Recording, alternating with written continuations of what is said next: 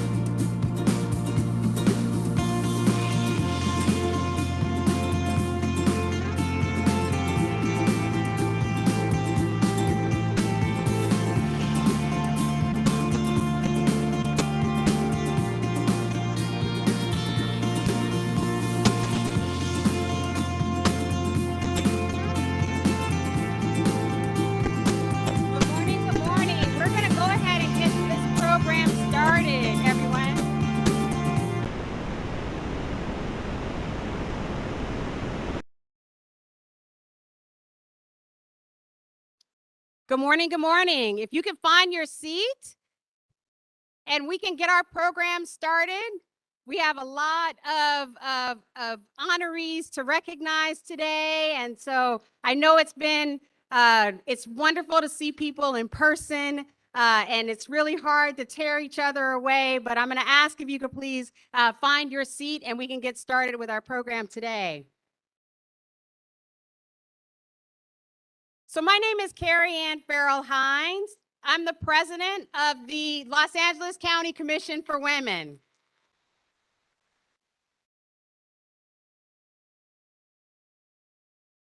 On behalf of the LA County Commission for Women, I want to welcome you to our 37th annual Women of the Year commemorative celebration event, which is hosted yearly by the Board of Supervisors and our Commission for Women in honor of Women's History Month, which is celebrated yearly in March.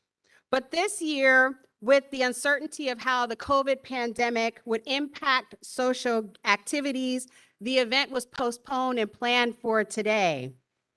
A little over 3 years ago, our legendary Women of the Year Luncheon was one of the last in-person events celebrated by our commission before the COVID pandemic interrupted our lives and our social activities. To see that these unprecedented times are improving and returning to what we now call a state of normalcy is very encouraging to us all. This year, 2022, also marks the Commission's 47th anniversary. The Commission, along with the Los Angeles County Board of Supervisors, could not miss this opportunity to celebrate with all of you and recognize our 2022 honorees, who are by far exceptional women who have made extraordinary contributions to enhance the social and economic status of women within the county.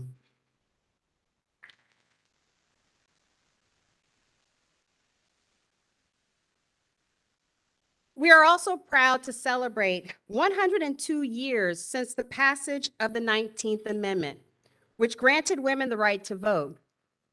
Yes, that is celebratory as well. Thank you. At that time, ending women's suffrage and the prohibition of any United States citizen to be denied the right to vote based upon their sex. We all know it would take many years for that to extend to other women in other categories, but it was the start of a very important economic and equity movement. Our dedicated commission members, again for another year, have selflessly volunteered their time and talents to promote our commission's mission, which is to improve the lives of women throughout the county. As an appointee to the Commission for Women by Supervisor Holly J. Mitchell, I represent the 2nd District and have been inspired by the solid commitment of my fellow members to advocate for the advancement of women's social and economic well-being, particularly during these dire times, while under the reign of the devastating COVID pandemic. Therefore, on behalf of all of the citizens of Los Angeles County, I want to thank and congratulate my fellow commissioners, an unbelievable group of women, for their service and steadfast advocacy. Today's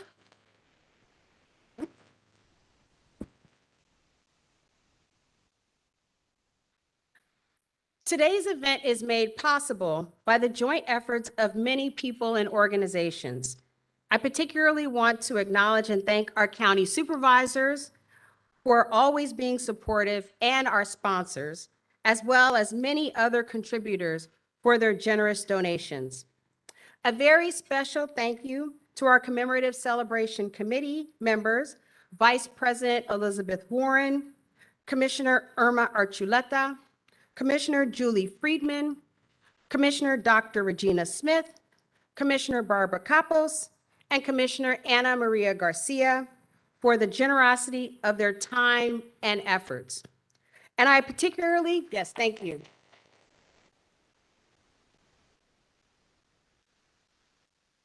And I particularly want to thank the county staff, especially the commission services staff who work in the executive office. They have provided us throughout the pandemic with such tremendous support. They have adapted, they have been resilient, they have been generous with their time. And so I just want to take a moment to particularly thank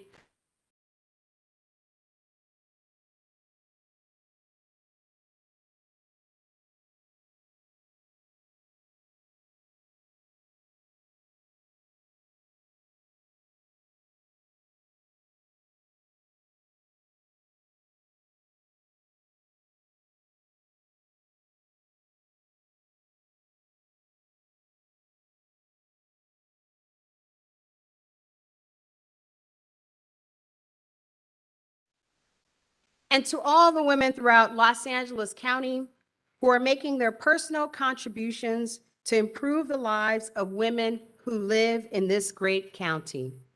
May this celebration of the achievements of our extraordinary honorees serve as an inspiration for all of us to carry their messages out into our communities to improve the lives of those women whom we live and work with. Enjoy this festive occasion. And now it is my pleasure to welcome Chair of the Luncheon, Vice President Elizabeth Warren.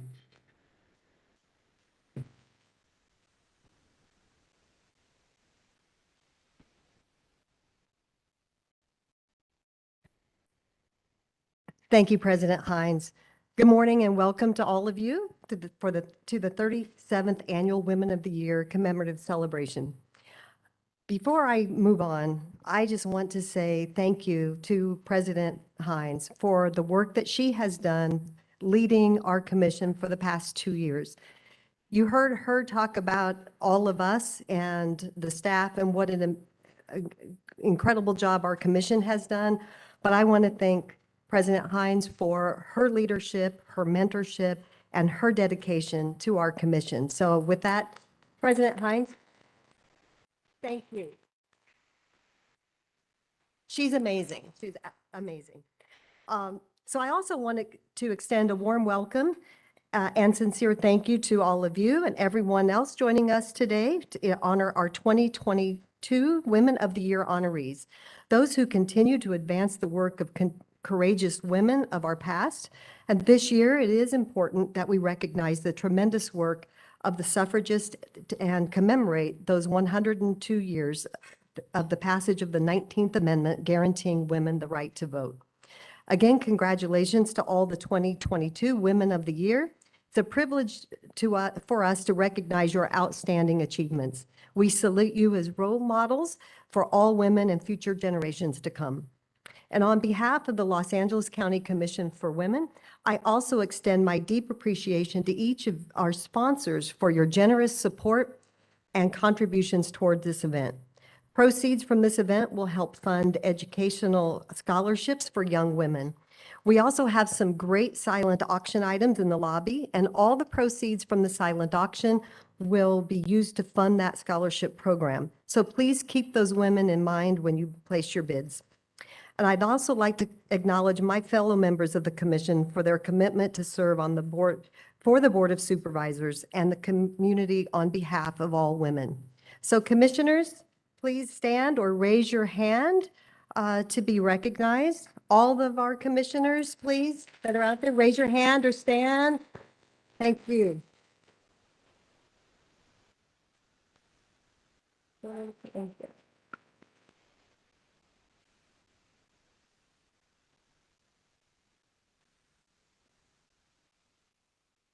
This is an amazing group of women, and it's such an honor and privilege to be serving with them.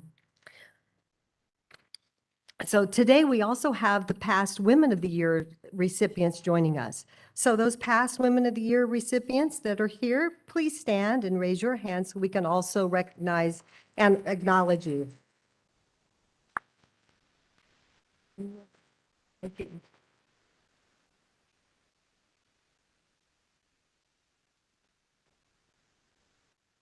So now I would like to introduce Commissioner Ana Maria Garcia to the podium to lead us in an inspirational message.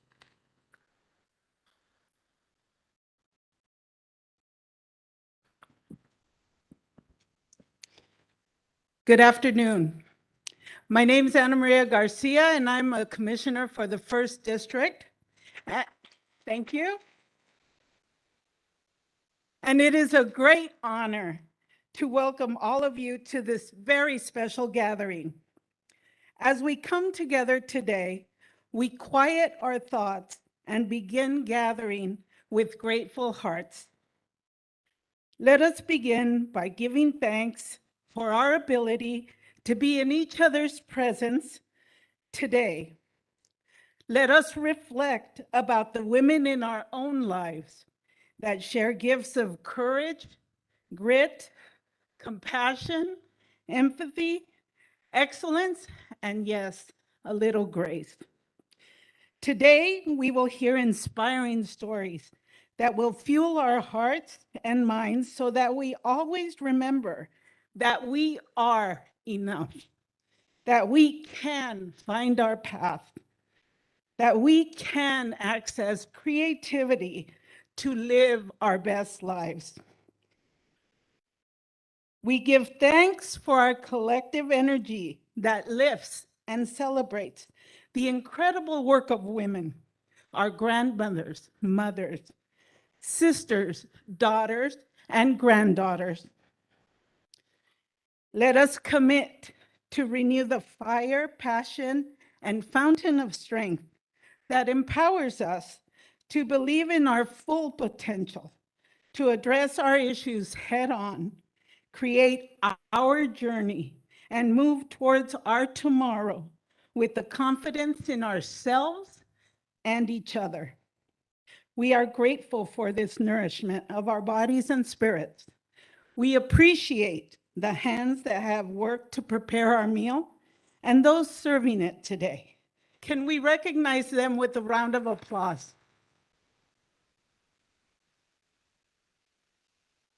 May we all enjoy this luncheon and share this joy and inspiration with others.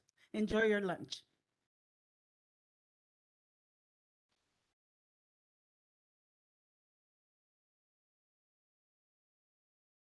Thank you, Commissioner Garcia, for that inspiring message.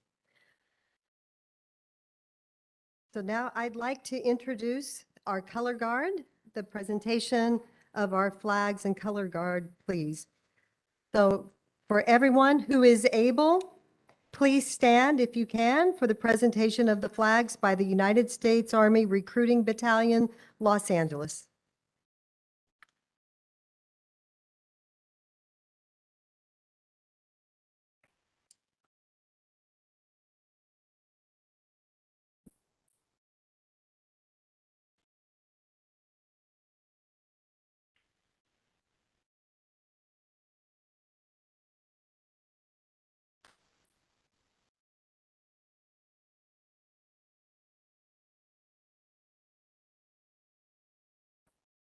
For those of you who can, please place your hand over your heart and join me in the Pledge of Allegiance. I pledge allegiance to the flag of the United States of America and to the republic for which it stands, one nation, under God, indivisible, with liberty and justice for all.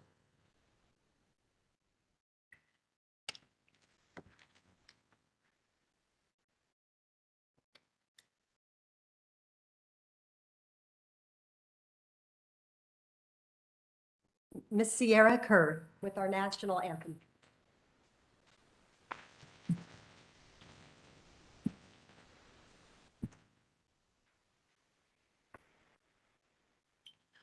Oh, say, can you see by the dawn's early light what so proudly we hailed at the twilight's last gleaming, whose broad stripes and bright stars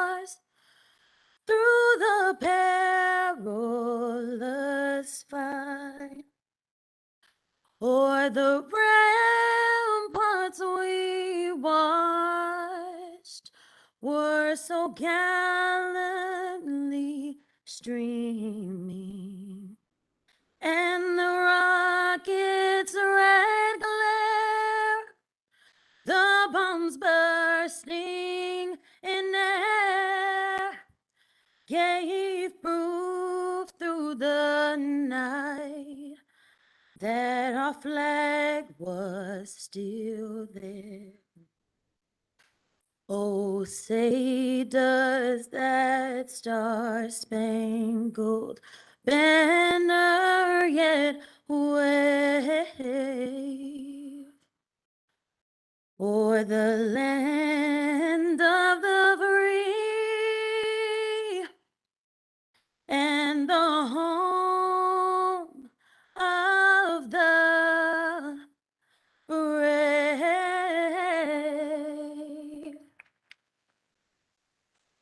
Thank you.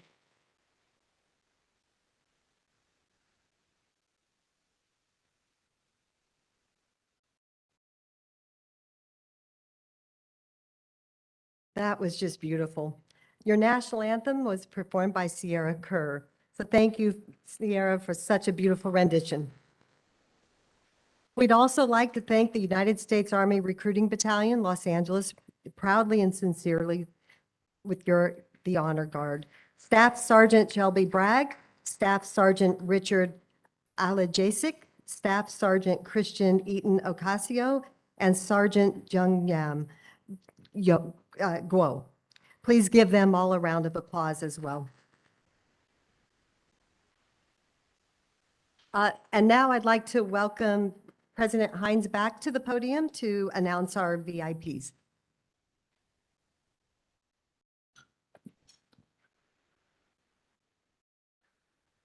Hello again. So I would like to acknowledge some special guests that we are expected to have joining us today.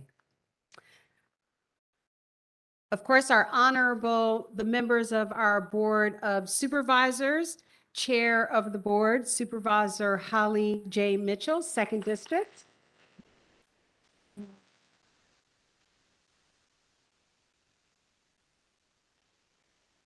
Supervisor Hilda L. Solis, 1st District.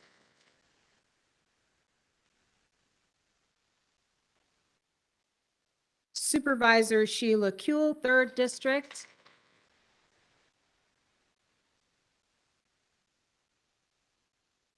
Supervisor Janice Hahn, 4th District.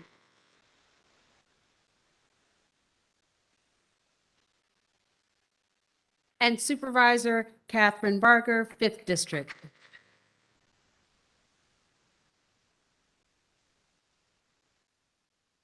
And a list of some of our other VIPs who we're expecting to be here today. Senator Sidney Kamlager, representing Senate District 30. Council Member Lindsay Horvath of the West Hollywood City Council. And on behalf of our Los Angeles County departments, Celia Zavala, Executive Officer in the Board of Supervisors. Jeff Levinson, Chief Deputy Executive Office, Board of Supervisors. Lorraine Lingott, Assistant Executive Officer, Executive Office of the Board of Supervisors. Brenda Duran, Deputy Executive Officer, Executive Office of the Board of Supervisors. Erica Ansotegi. Thank you. And thank you for your grace with the names. Alternate Public Defender, Norma Edith Garcia Gonzalez, Director, Parks and Rec. Dr. Barbara Ferrer, Director of Public Health. And Dr. Deborah Dorado, Office of Education. Thank you all for joining us today. The commission is honored to have such distinguished dignitaries among us in support of this year's reception. And now I would like to introduce one of my fellow commissioners, Commissioner Irma Archuleta.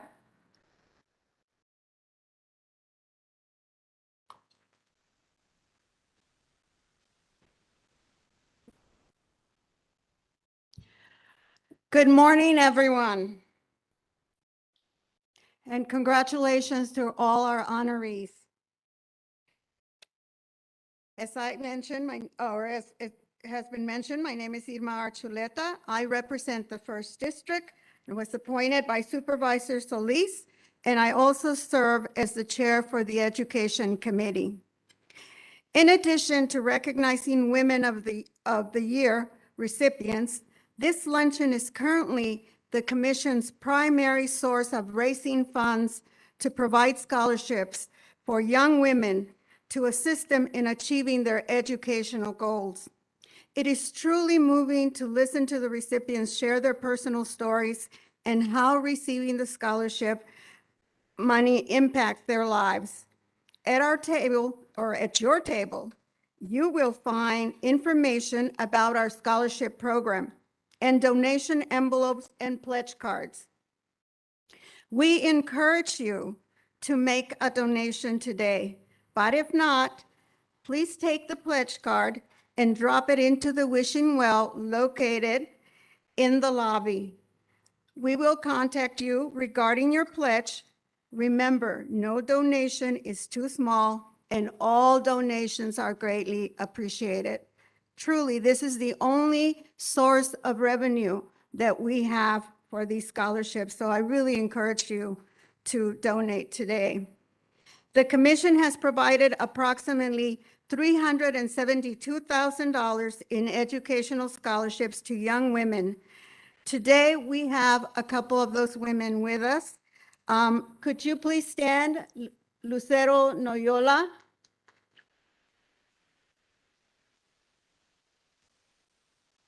And Adela Garcia. Over here. And we are privileged today because we will have Ms. Adela Garcia, a past scholarship recipient, provide a few words. Adela, can you join us? And I know she's going to be a future honoree. Come on up. Thank you, Commissioner Chileta. Hi, good afternoon, everyone. I'm honored to be able to share my story with you today. My journey has been difficult, but it's definitely made me who I am today, and I would like to share that with you today. To begin, I want to share a little bit about my childhood. I grew up in a family of 5 brothers and 3 sisters. I am the 4th oldest.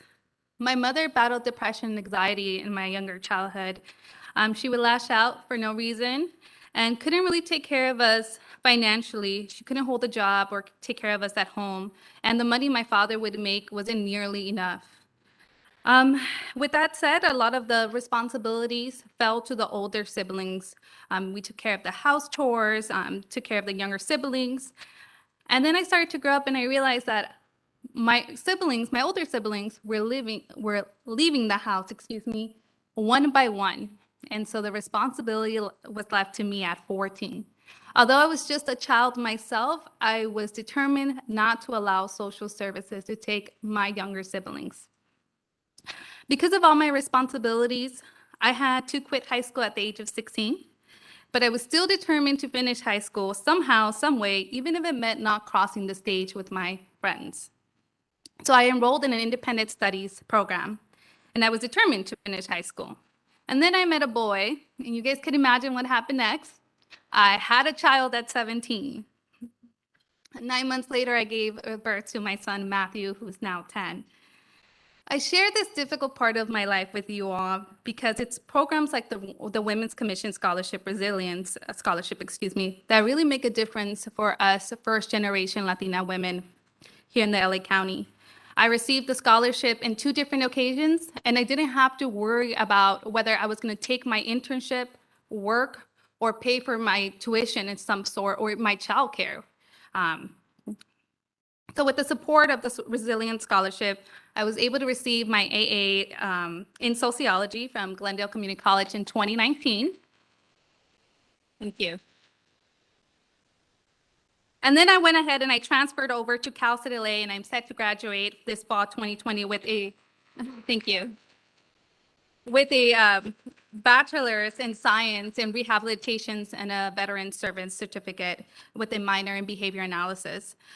Recently, my career trajectory along with my educational trajectory kind of emerged, and I became a community integration specialist working with folks with disabilities. Before I leave the stage, I want to leave you with one request, if I may. Please see the Resilience Scholarship Program as a difference between economic stability and economic mobility for us first-generation Latina women. And I hope that my story, I'm able to showcase that difference that it made today and who I am. And so with that said, I want to thank you for your time.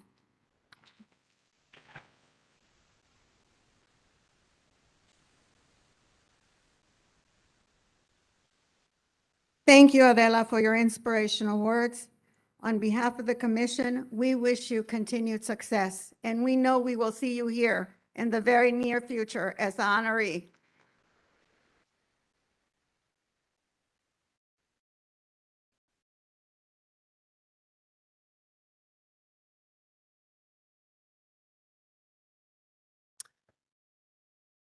As our lunch service begins, we would like to thank our corporate sponsors for their help in making this commemorative celebration such a success today. By underwriting this event, your dollars will go towards helping women like Adela in this county by providing educational scholarships as they pursue their goals. This year, we are highly honored to have UCLA Health as a title sponsor, and we'll hear from them a little bit later in the program. We are also grateful for our many corporate sponsors. We'll begin with our platinum sponsors. I would like to invite the Honorable Second District Supervisor and Chair of the Board, Holly J. Mitchell, the Honorable First District Supervisor Hilda L. Solis, the Honorable Third District Supervisor Sheila Kuehl, the Honorable Fourth District Supervisor Janice Hahn, and the Honorable Fifth District Supervisor Catherine Barger, the Los Angeles Department of Water and Power, and the Neighborhood Legal Services of Los Angeles County to come up and receive their recognition.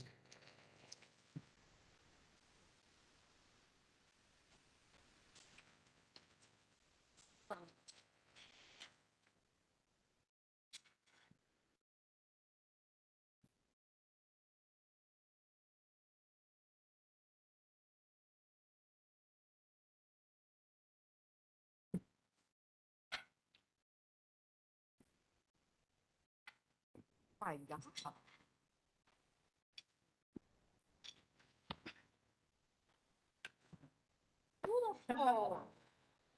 told myself I was confused.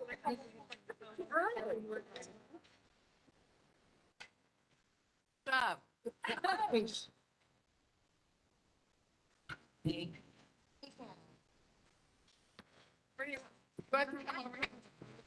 Over here, girl. Okay. Thank you so much. Like a cat.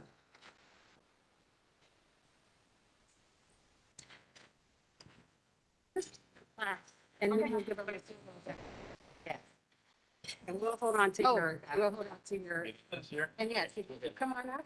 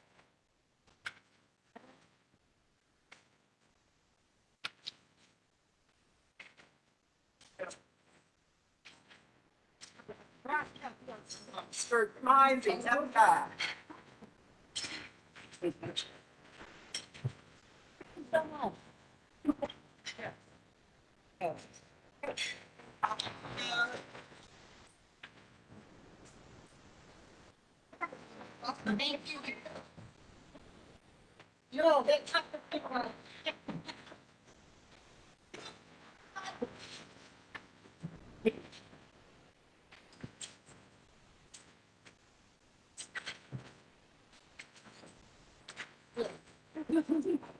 All right, so let's see.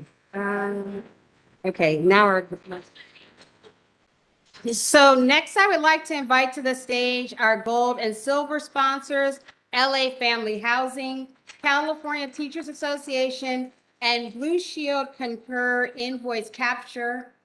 And I'm also a gold sponsor, but I don't need to come up and get a plaque, so.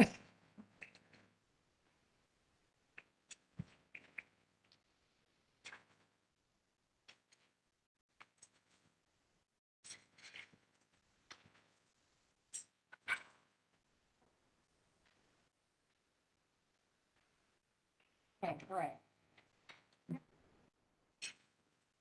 Okay.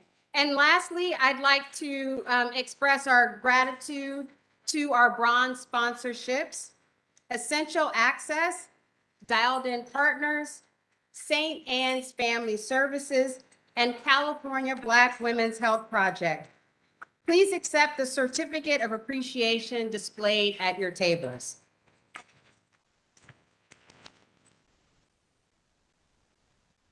And now, as we continue our program, I also want to remind you, oh, I'm sorry, come on up, yes.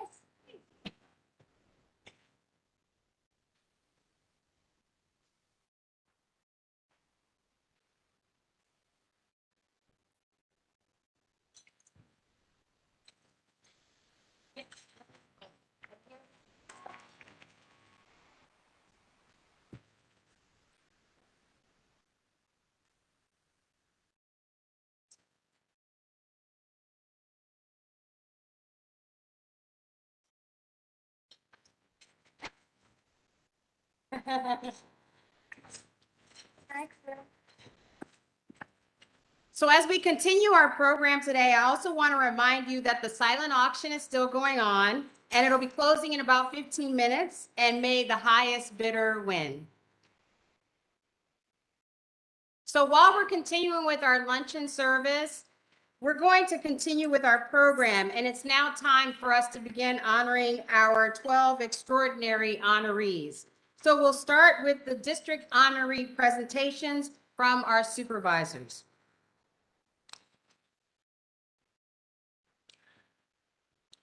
Every year,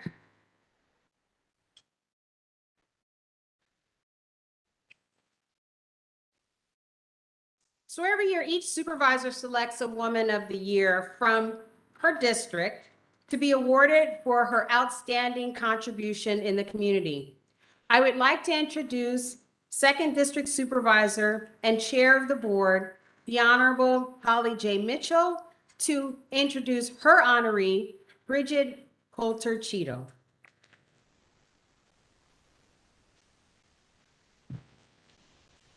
Good afternoon. Let me start by saying, I don't know if you all noticed that this was your first luncheon where all 5 members of the Board of Supervisors are women.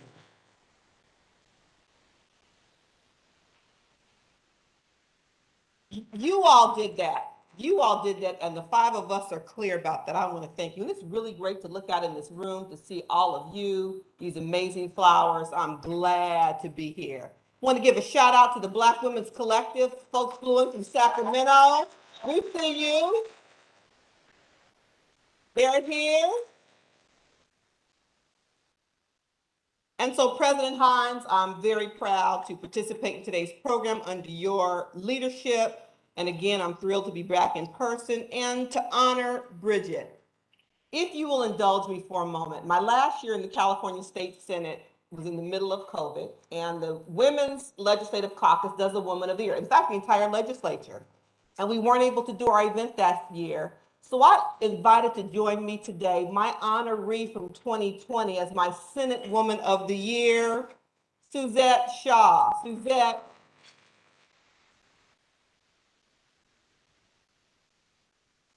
is an amazing activist with lived experience who's working very hard to get all of our family, friends, and neighbors who are unhoused housed. with dignity. So thank you for joining us, Suzette. And I'm sorry you couldn't go to Sacramento in 2020, but it would not have been safe. Trust and believe. Bridget Coulter Cheadle is an entrepreneur and philanthropist with a history of advocating for access to education and environmental protection. Ms. Coulter Cheadle proudly cultivates her family's philanthropic work related to the causes of climate change, racial justice, political decency, that's interesting, women's equity, and education for the underserved. Principal of her own design studio, a boutique interior and design build firm with offices in Santa Monica and Hawaii, Ms. Coulter Cheadle focuses on a residential ambiance filled with hospitality in a creative office space. Established over 15 years ago, she approaches each client or design build development as an artistic venture while providing exceptional management. No, it was her 2018 venture in Culver City that brought her to my attention that I found most impressive, and it's been amazing for primarily the women and women of color in the 2nd Supervisorial District. In 2018, she founded the Blackbird Collective, a private global collaborative for women of color and their allies. Blackbird's pilot house was launched in Culver City in 2019 to foster a balance between productivity, well-being, and creativity and advocacy. It's an actual wellness space. And what's amazing to me is I've gone and held meetings there and met women there. It's not just women in my own sector, but I get to meet women across sectors all over the county who are coming together really for a common good. The Blackbird Collective believes in empowering women of color and their allies to create positive change for each other and our world. Unfortunately, we got an email late last night that Ms. Coulter Cheadle is dealing with a pretty serious health condition, and so she was not able to join us. So you're not going to be able to meet this dynamic, amazing business owner serving Culver City. But she was able to record a video, and if we can cue up the video so you all can hear from her directly. I am Bridget Coulter Cheadle, and I'm incredibly honored to be included in this Women's History Month celebration. A time of reverence, hope, and action is more than apropos for this year's theme. First of all, I pause and acknowledge that I stand with grace in gratitude for my elders and ancestors, especially my beloved grandmother who we recently lost.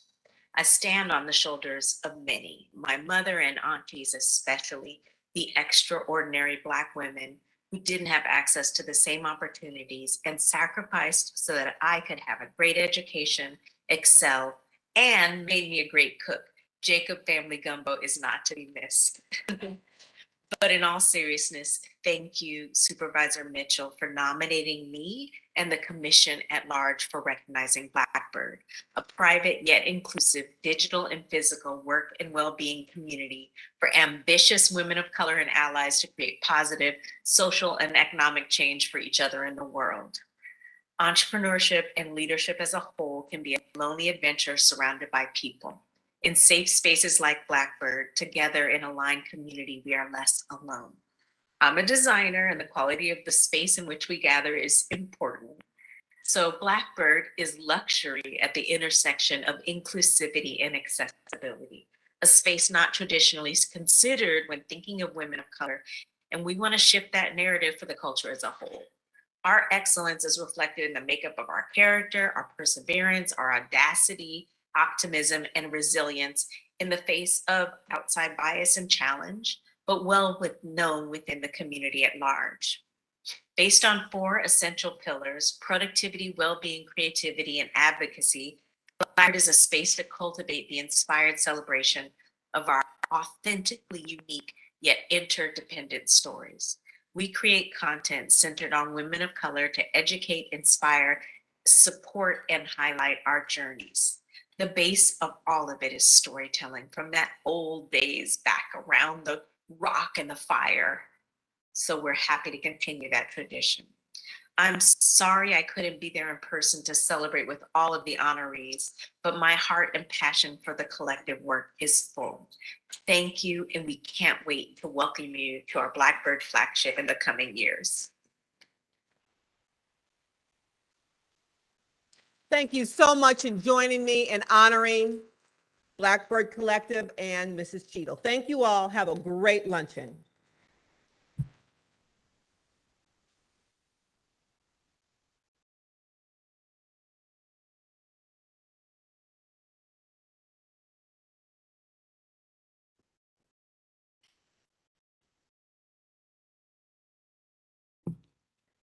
Congratulations to Bridget Coulter Cheadle. And next, I would be honored to introduce the Honorable First District Supervisor Hilda Solis and her honoree Rosa Soto.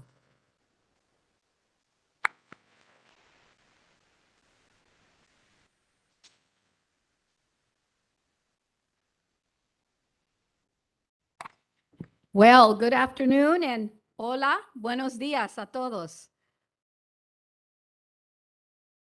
Un aplauso para todas las mujeres aquí con nosotros.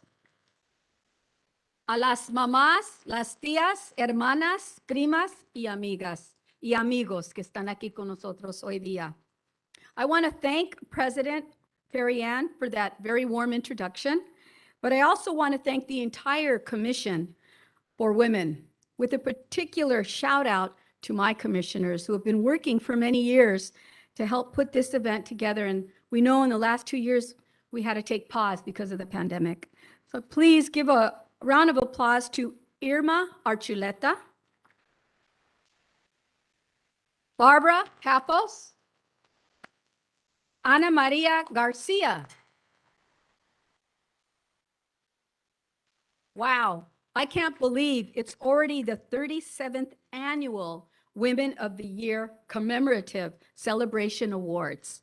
I remember vividly the last time we were together over 2 years ago. It was one of the last gatherings before the safer at home order was implemented. And the pandemic only affirmed the importance of this lunch. This luncheon is a reminder that while women have made many strides in some very important ways, we need to renew those efforts to achieve true equality and equity for each and every one of us.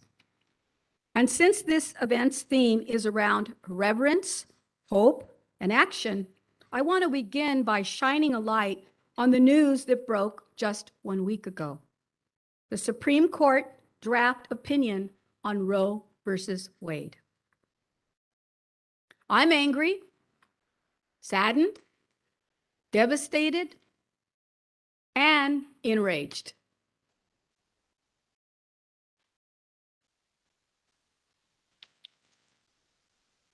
In my opinion, this reckless decision will put the lives of so many women, as well as transgender and non-binary people across the country, in unnecessary risk. You know, abortion care is health care. Reproductive care and preventive care is health care. And though I understand and share the grief that so many across the country must be feeling right now, now is the time for us to get up and fight back. Let's fight back. But let me be clear, as the County of Los Angeles, we have and will continue to stand on the right side of history, not just for this healthcare access that we all are fighting so hard for, but for equality, for human rights, for dignity and respect. And we need to support the important efforts of the LA County's Commission for Women. The support you are finding here today is designed to help put women first and help women achieve their full potential.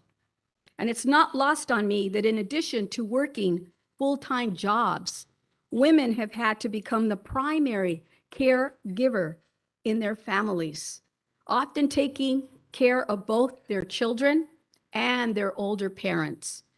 This pandemic has particularly impacted women's financial security, as well as their mental health.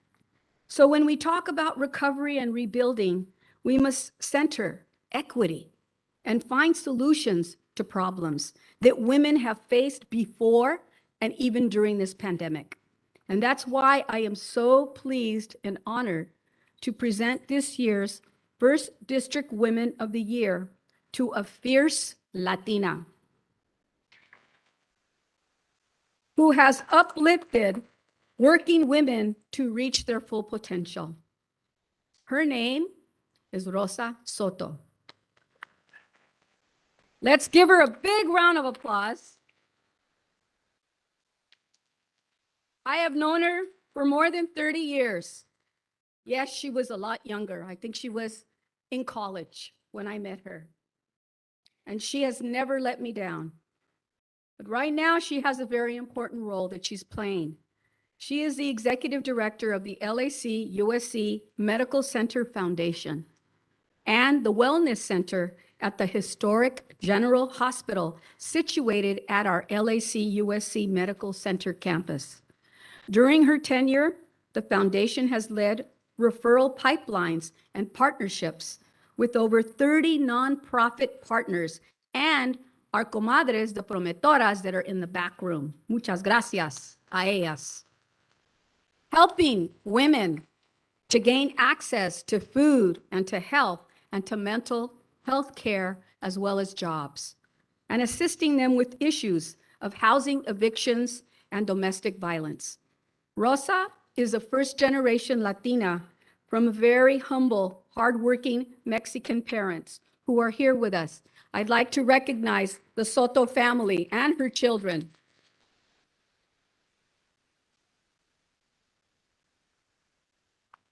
Muchas gracias. Rosa became the first in her family to go to college, to receive her degrees from the University of Southern California. She grew up in East Los Angeles and South El Monte, where she often experienced systemic injustices and health adversities. Currently, Rosa leads the Health Innovation Community Partnership, a health equity partnership that has advocated for various county projects that support transitional and permanent supportive housing, as well as policies of local benefit for the East Side communities of Boyle Heights, Lincoln Heights, El Sereno, City Terrace, East and Northeast Los Angeles. She is a nationally recognized individual by health foundations such as our friends, the California Endowment, the Robert Wood Johnson Foundation, and Kaiser Permanente. She is also a fierce organizer and a policy expert. Moreover, she is profiled in an Emmy-nominated movie known as Food, Inc. She has also been recognized by the White House and First Lady Michelle Obama's Drink Up campaign for her work on childhood obesity prevention. I'm so grateful for her leadership and her friendship, her partnership, and most importantly, her liderazgo. Thank you for your commitment to our community and for your courage to never stop fighting. You are, in my opinion, a profile in courage. I'd also like to acknowledge other honorees tonight, this evening or this afternoon. Cindy Wu, President of Los Angeles County School Trustees Association, for receiving the Education Community at Large Award. She's also a constituent. Thank you. As well as our very own, and I would call her this often, Dr. Fauci. And you know her as Dr. Ferrer, Barbara Ferrer. Everyone, please recognize these outstanding women. And I hope everybody's reminded that we're all here in support of each other, regardless of our gender, who we love, who we care for, and all the things that we know are so important to us. Muchas gracias. And please give a round of applause to Rosa.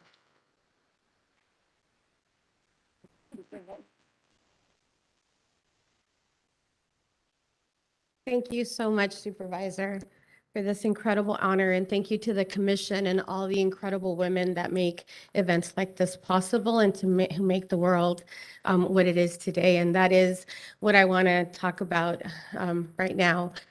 It takes a village, they say, right? But it takes a village and a community of women.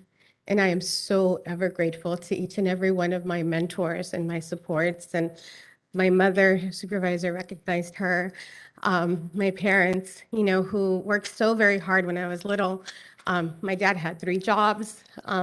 We not only had the day job, but there was the night job and then there was the weekend job, right? Because we wanted to make sure that we had stability, right? They wanted to make sure they had a home and that it wouldn't be about, the landlord deciding to tell us to move because my dad had fixed up the house so nicely that he could rent it for a higher rent. So he worked really hard, and I'm really proud of him and my mom for their incredible efforts. As immigrants in this country, not always was the door wide open, and I'm ever grateful. But supervisor mentioned I met her when I was really young, and I was actually 15 when I met her.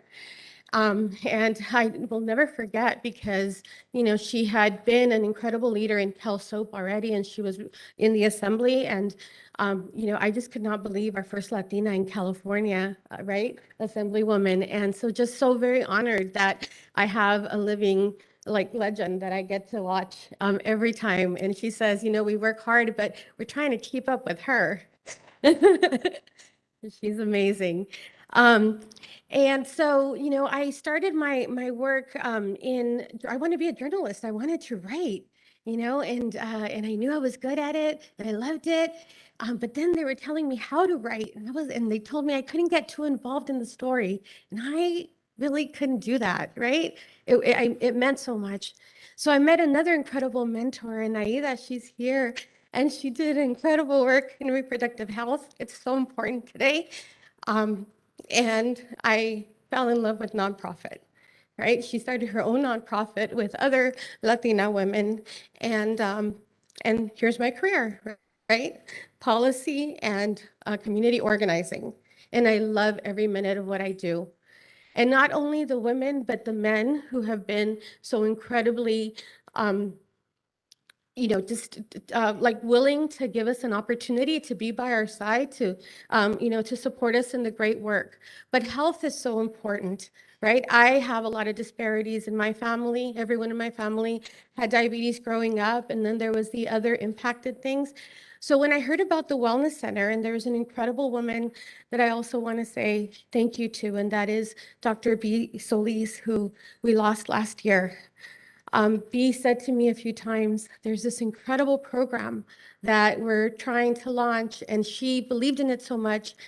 And again, just incredible leaders. But I also work with incredible women today, the promotora leaders, the young women. And I have my 2 daughters, my 2 stepdaughters that are here today, one that's just graduating from Cal State LA and one that's graduating from high school at Grand Arts this year. And I'm very, very blessed. They're my stepdaughters, and they too have 2 incredible biological mothers. And I love so much being able to see them grow and be incredible women. And so for all my friends who say yes when we say, let's do this work, Barbara, and every single one of you, and for those that we will approach in this work of health and reproductive health and every other type of health that will make our community stronger, thank you so much for this opportunity, and I look forward to the journey together. Thank you for this incredible honor.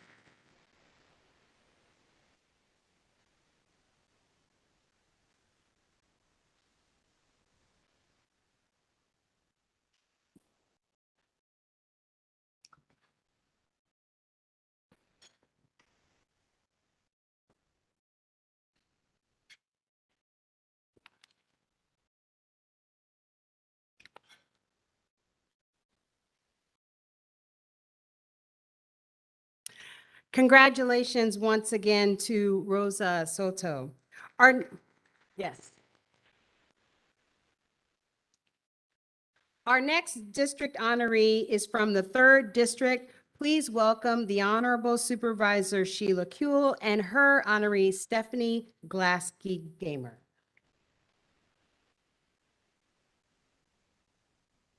Thank you. Oh my God, she got taller. They told me to step up, so I did.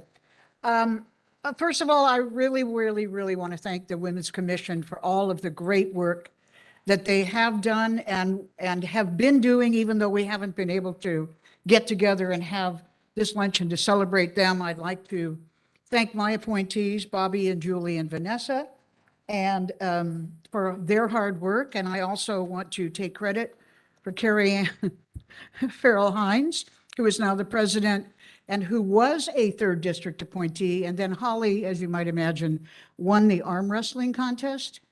And so she, I mean, look at her, you know, I mean, so now Carrie Ann is an appointee of the second district, but I love my 3 appointees. So thank you very much. I also want to thank all of you for being here. Do you kind of feel like you've just kind of come out of a cave? You know what I mean? It's like, I don't know. Do I bump elbows? Do I shake hands? Mask, no mask? I don't know. But the last time we were together, 2 years and 2 months ago, the third district honored Lindsay Horvath, who's here today from West Hollywood. And one of the guys at her table announced the next day that he had COVID. So that was it for a couple of years. You know, the work of this commission and all the work that all of you have been doing, so important. And I was reminded about the fact that so many of us, probably all of us, have been doing this for so many years. I would say there's probably 2,000 years worth of activism for women and on behalf of diversity and equity in this room, if not more. Stephanie's mother, Sandy Klasky, and I think go back 40 years in activism. So it's intergenerational, as well as, you know, representing the long arc of the movements that have come together to help us gain our equity. Hilda talked about the announcement, not the announcement, oh, they're calling it a leak. The announcement of the potential opinion. Have you noticed that they don't want to talk about the fact that they're going to strip us of some of our most important rights? They want to talk about the leak. It's like, never mind that. Watch this hand. I don't know if anyone remembers the Pentagon Papers. They talked about that as a leak too, but it was one of the most important ways of getting information because they don't tell you anything. So I would say, keep up the fight, keep up the questioning, keep up the marching on the 14th. Did I mention it's on the 14th? And you know what? They're never going to defeat us. You know, I'm from a generation that was before Roe. And we knew then that if we fought hard enough, and Sarah Weddington could just get to that Supreme Court, there would be a way that we would win. And I'm telling you, you've seen in your own history, stuff goes back and forth. Sometimes we're up, sometimes we're down, but we will never lose permanently. So keep fighting, keep questioning, keep pushing, just keep being who you are. So thank you. Let me introduce you to the honoree from the 3rd district. You know, when we talk about homelessness, you hear us say a lot, the answer to homelessness is housing. And I would say the answer to housing for homelessness is Stephanie Klasky Gamer. Well, of course, she'll tell you she doesn't do it all by herself, because none of us does. That's why we sit 10 at a table instead of 1 at a table, so that we can recognize each other. But what you may not know about Stephanie is she scales mountains. I mean, real mountains. Look at her Facebook page, and she's off on another hike, scaling another mountain. And that is exactly how she approaches her work. She's been the CEO of LA Family Housing since 2007. That seems like just yesterday, but it's 15 years. She's transformed that nonprofit into one of the region's largest homeless service providers. Because, you know, when the 5 of us say, we'd like people to have housing, then we go home. Okay, well, I think we vote for some money for it too. But then we think, oh, maybe Stephanie will figure it out. And there'll be a bunch of housing for people because we said there should. And you know what? She does. She has transformed her nonprofit, or the nonprofit, you wouldn't say her, into one of the region's largest homeless service providers and a first-rate developer of environmentally sustainable, affordable housing. LA Family Housing now owns 30 affordable, interim, and supportive housing buildings, and they have another 700 units in the pipeline. That is really amazing and wonderful. Last year, LA Family Housing connected nearly 12,000 people with housing resources and supportive services. 2,400 of those people were placed in permanent homes. She's a skilled manager, a gifted fundraiser, a visionary, an influencer, a passionate expert, and an advocate. Her ideas are constantly sought out by other leaders who are trying to end our homeless and affordable housing crises. She sits on the Governor's Council of Regional Homelessness Advisors, the UCLA Zeman Center Affordable Housing Advisory Council, and the U.S. Bank's Advisory Board. She's active with Women Presidents Organization and was an Affordable Housing Commissioner for the City of Los Angeles for 4 years. I, for one, hope she keeps on scaling those mountains, personally and professionally, because every day she does, she brings us a little closer to ending our homelessness crisis. So please join me in thanking and congratulating the 3rd District Woman of the Year, Stephanie Plasky Gamer.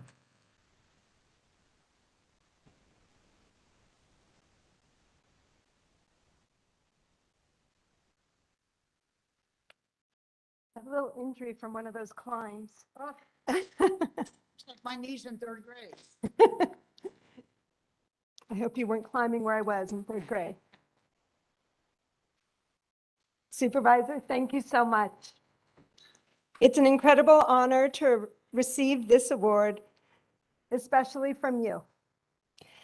A woman and a leader I respect so deeply for your integrity, your fight, your drive, and your commitment to equitable access to services throughout our community. Congratulations to the other honorees today, and especially to Dr. Ferrer. Our county is so fortunate to have had you leading us these past 2 years of the pandemic. Truly, and thank you.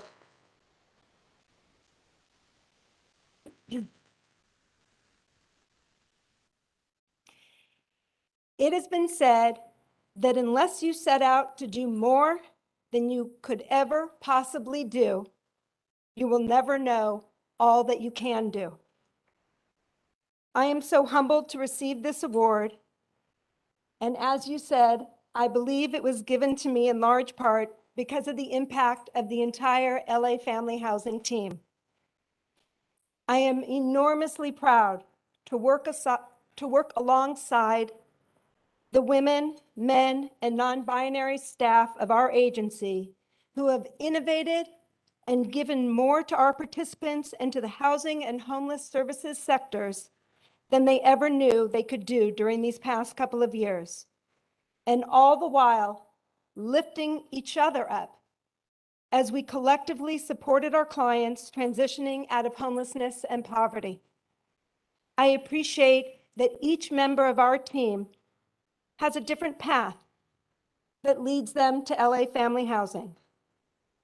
Some journeys are filled with opportunities and privilege, and others are filled with trauma. But we all choose to work in service of others and to bring our fullest selves to this work in order to realize the vision that our most vulnerable neighbors will have equitable access to housing and self-determination. This reflects the similar goals of the scholarship supported today by this beautiful luncheon. Thank you to the Women's Commission for investing in the young girls and women like Adela, who are the future leaders of our community.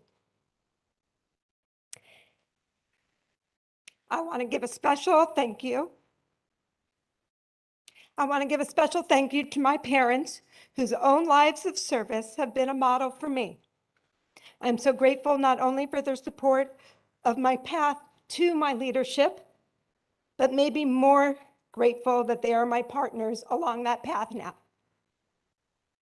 Thank you, Mom, for joining me today. along with my sister and my loving husband and my LA Family Housing colleagues. Give them an applause.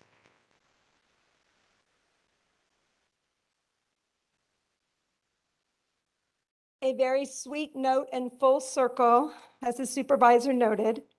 Nearly 40 years ago, my mom actually sat on the county's Commission for Women. She was appointed by Ed Edelman of the 3rd District. And so I grew up at an early age understanding that unless you set out to do more than you think you can to help others, you will never do all that you really can do. I am always so proud of you, Mom. Thank you again, Sheila, and to the entire Board of Supervisors and the Women's Commission for this award.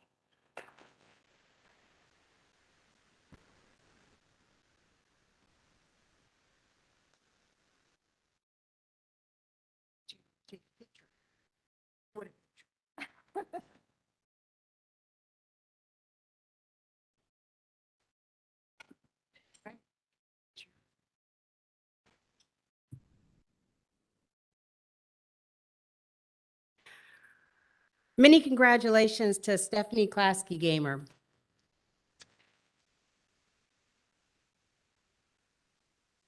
Next, I would like to introduce the Honorable 4th District Supervisor, Janice Hahn, and her honoree, Christina Lujan.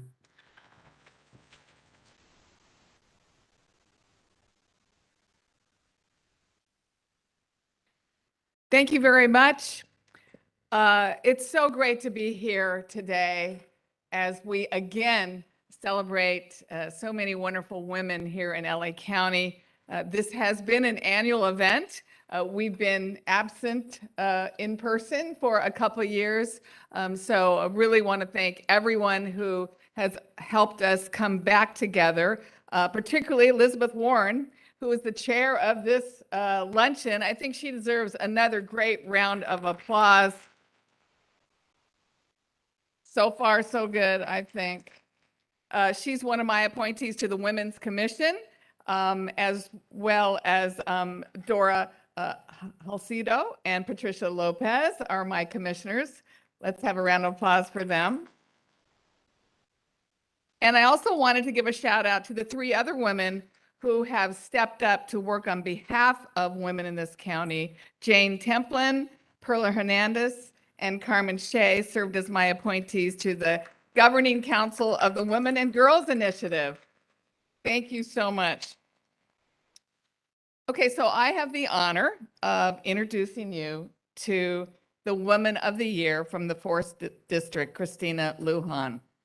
Christina is a 19-year employee of the John Donaire Desserts Factory in Santa Fe Springs. They're one of the nation's largest suppliers of ice cream cakes. So if you've gotten an ice cream cake for somebody's birthday, I'm pretty sure Christina and her fellow workers made it. They're the largest supplier of ice cream cakes. They make cakes for Cold Stone Creamery, Baskin Robbins, Walmart, Vons, Albertsons, and it's extremely hard work. The cakes are produced on assembly lines, with each worker responsible for 13 cakes per minute. They work long hours, regularly working 12 to 14-hour days, and we're often told that they would be required to work overtime just minutes before the end of their shift happened. The workers said their requests for time off were repeatedly denied, and they were underpaid. They made $6 less per hour than the bakery workers at their company's Tennessee factory. That ain't right.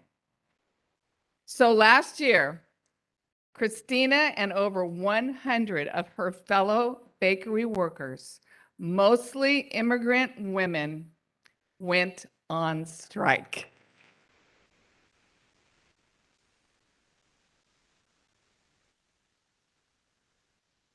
Their demands were simple.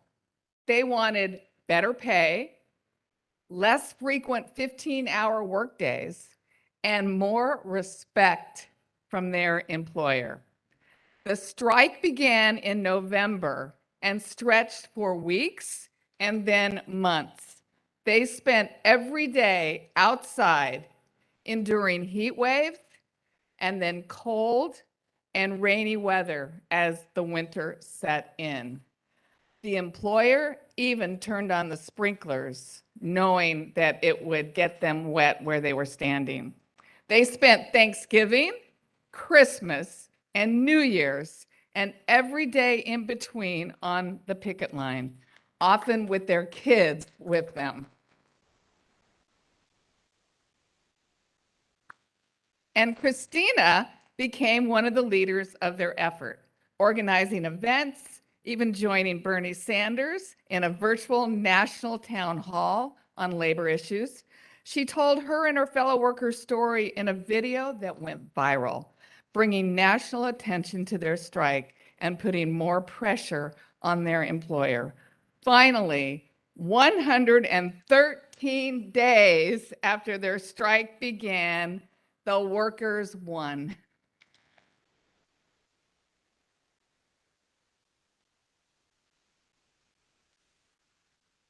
They ratified a new contract with better pay and guarantees for better working conditions.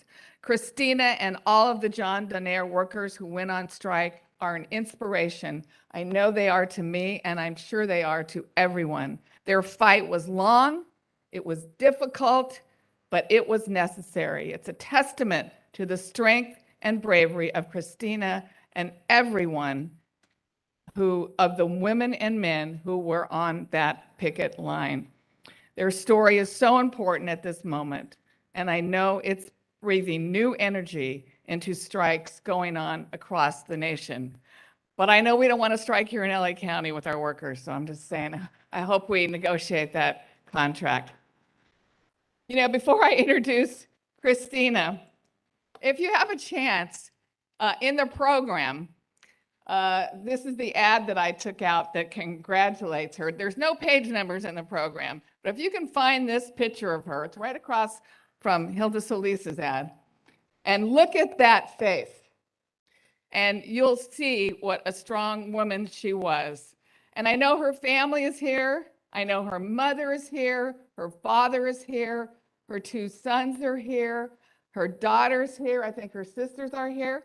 So the children and the mom and the dad, put your hands over your ears. But she's a badass.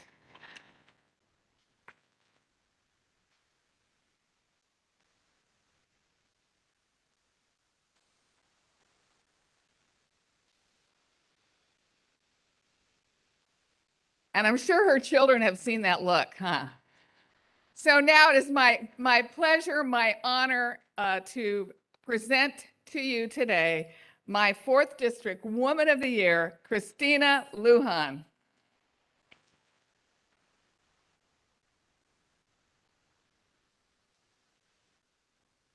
Thank you. First of all, I want to thank Supervisor Hans for giving me this great honor. I want to thank my family, just like Supervisor said, my daughter and my sons that are my rock, that make me get up every day and fight to make this world a better place for them. Like Supervisor Hans said, back in November, me and my coworkers, mainly 90% of us women, decided to go out on strike for fair wages, affordable health insurance, nothing extreme, just something ordinary, something to, help us get by. And I became the leading voice of all my coworkers. Many of them felt they didn't have a voice because due to their language, they don't speak, majority of them don't speak English. So I made it my mission for their voices to be heard through me. And like that, Supervisor Hans said, it was all worth it at the end of the day. It was very hard, but it was worth it because we did get a fair contract after 4 months of being on strike. And we couldn't have done it without the help of Supervisor Hans. She was out there, as much as she could. All of our rallies, she was out there supporting us and, getting the word out that it was the most important thing to get word out of, how unfair this corporation was being. So, I thank her every day for that, and all of my coworkers are very grateful for having her help us through this. I just received it. I want to receive this honor in honor of every single working woman that gets up every day, regardless of where you work. You work, in a production company just like me, or in a hospital, and, being a CEO. Everything is important. Every bit is important of what we put into our lives every day. And that we do it every day to just make this a better place for our children and for those around us. Thank you very much.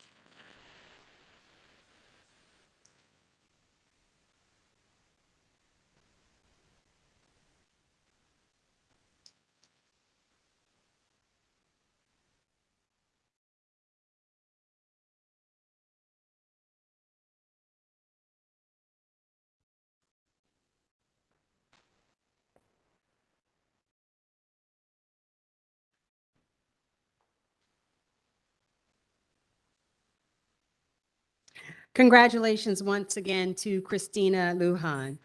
Our next district honoree is from the 5th District. I would like to introduce and welcome up the Honorable 5th District Supervisor, Catherine Barger, and her honoree, Beatrice Porto.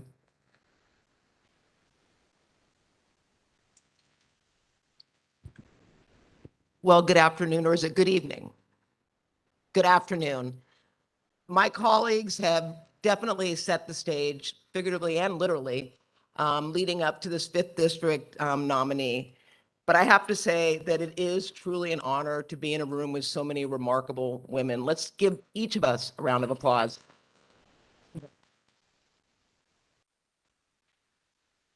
And I'd like to thank my commissioners, Bridget, Jennifer, and Lena, who are here today, for your service working with this commission. Amazing work you do. There you are. Thank you for everything you do on behalf of not only the 5th District, but all of LA County. And I'd like to thank the people that have been honored so far. You really have set the bar pretty high. I think that we as a board take very seriously who we nominate. And this year, especially with COVID, and this being our first year back, I think it speaks volumes to the people that we've recognized and their diverse backgrounds. But I want to talk a little about my honoree. My honoree is a successful small business owner who tirelessly, and I emphasize tirelessly, gives back to her community. Beatrice, better known as Betty Porto, is a co-owner of the infamous Porto's Bakery. Who's heard of that place? Yep. She is the hell. I know. I've got a lot of Porto right here. She is the eldest daughter of the Porto family, who has run and expanded their business empire, carrying on the legacy of her amazing mother, Rosa Porto. Porto's is one of the most successful, and I would argue popular bakeries in the Southland. It is an iconic family business that serves the community, offering affordable bakery options for everyone. And you will notice on your table, you will see a box of Porto's pastries. That's a compliments of Porto's and the 5th District. I know. So you can enjoy the fruits of their labor yourselves, but we've got little bags there. So if you don't want to eat it right now, pack it and take it home. You will not regret it. I had a cookie, and I will tell you, if you all don't take them, I'm going to go to each table and grab them and eat them myself. We all know that when you see the iconic yellow box, something delicious is inside. And I think your mom's picture's on that, isn't it? Is your mom's picture? That is the charm of the Porto's Bakery brand. We have all stood in lines for their delicious, affordable treats, and they are, believe me, worth every minute of waiting in line. And if I have one more of my cities ask me if I can get a Porto's in my city, I'm just going to refer them to you, Betty. And part of what makes Porto's so beloved is that the Porto family is a beautiful example of the American dream. The family left Castro's Cuba with nothing but Rosa's love of baking in 1971. Their can-do spirit built a multi-generational family business of bakeries that has a loyal clientele here in Los Angeles County, and quite frankly, we were talking about it, around the world. Betty and her siblings worked at the first Porto's Bakery location after school every day through high school and through their college. Their commitment to their family business has continued to this day. During the pandemic, Porto's reopened while following health orders. Good for you. Allowing outside pickup and mailing frozen bake-at-home options for several of their most popular items, including cheese rolls and my favorite, the potato balls. Their business remained committed to retaining their hundreds of employees, giving workers the stability they needed in the midst of so much uncertainty. And over the past 2 years, Porto's Bakery made countless donations to first responders at our local hospitals. I think that deserves a round of applause.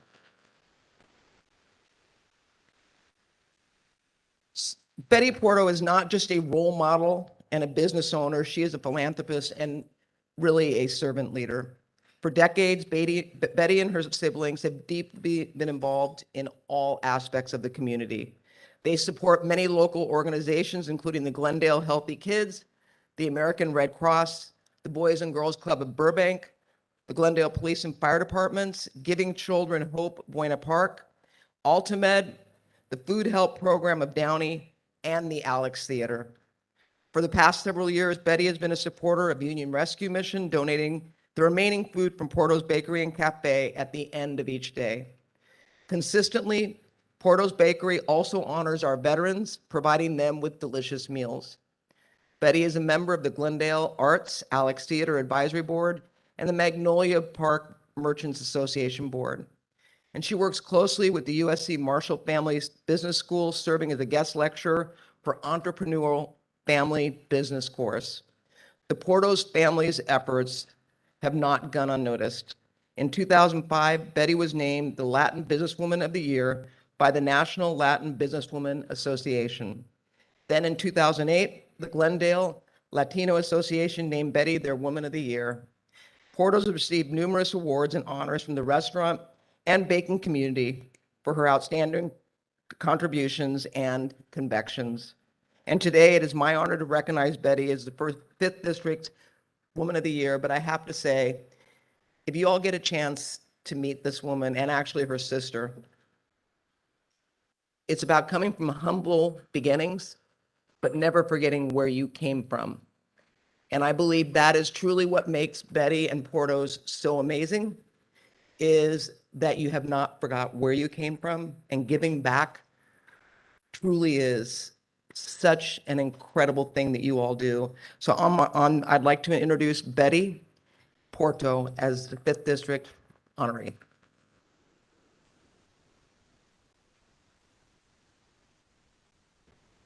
Are you guys awake or asleep? Don't leave, okay? There's a lot more people coming after me who deserve. So I just want to thank the commission, supervisor. I've seen her all my life in and out of the bakery, but I've never sat down so long, and we were just having a great time. We were having fun. Let me just say that, thank the Commission of Women. But let me just tell you that in my house, the commission was my mother, and the supervisor was my mother. And so, people will ask me all the time, did you have a mentors? Did you ever? I said, no, because my mom was the one that told me what to do and what not to do. So, I'm here standing representing the family. But if you think about it, it's really the story of 2 immigrants that came with big dreams and hopes. And they worked at it. They were not waiting for handouts. They just set out to work hard. And I was just thinking, this organization started 37 years ago. Porto's is going to be now 47 years old. And I was thinking, what was I doing 10 years ago? Now it's all the responsibility, this and that. And when 10 years ago, I was working, 7 days a week, fighting with my sister every Sunday, because we would alternate, but I'm the eldest, she's the baby. And when it was her Sunday to work, I had to wake up, you gotta go. So I never got a Sunday off, because when I was not working, I was waking her up to the point that I threw a thing of water at her so she would go to work. But this was every Sunday. And so when we started getting bigger and getting more managers and people to help, they asked me, what is it that you want out of life? And I said, I just want a Sunday off. I don't want to have to be waking up my sister. But when we started the bakery, it wasn't like it is now. I mean, I remember going to work, working nonstop, and then I went disco dancing.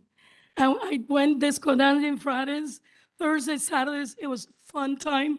So my parents gave us the opportunity not only to be students, because it was never a question of, no, we're going to just give you this. Parents, as immigrants, wanted us to become doctors and lawyers, right? That's what they all want you to do. So, we were never, during a test, supposed to be at work.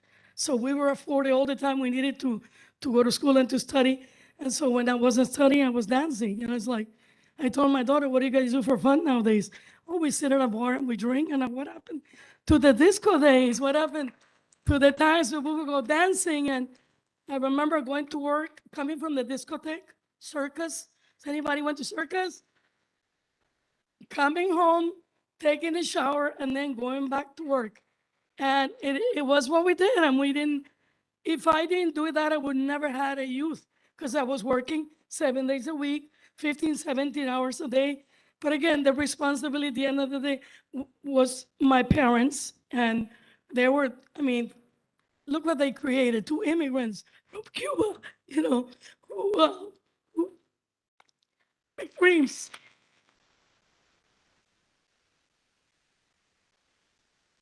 And the moment we existed, then my mother was saying, we have to get back. Because when we came from Cuba, we had a lot of immigrants that held us by the hand. So this thing about giving was also her idea. So, when people ask you, the people come in, is this stuff fresh? And we start every day. Every scene in the showcases is made that morning, because everything else is being given to a shelter. And the biggest one is the Los Angeles Union Bishop. We've been doing it for 12 years.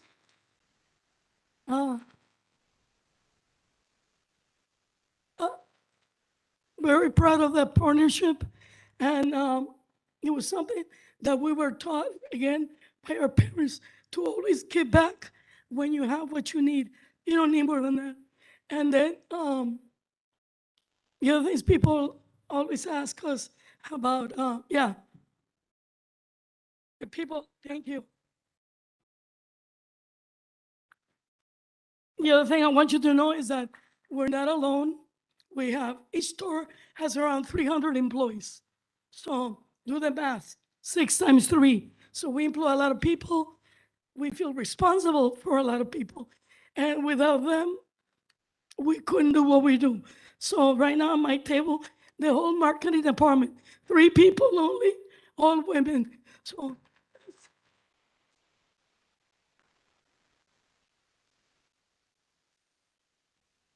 you would think that we have a humongous marketing department, but we don't. 3 people, and they do everything that we need to do. So the food sells itself. We put quality always ahead of money. We're very reasonable. And the reason is we always knew that our clients were regular folks, and we respected their budget. And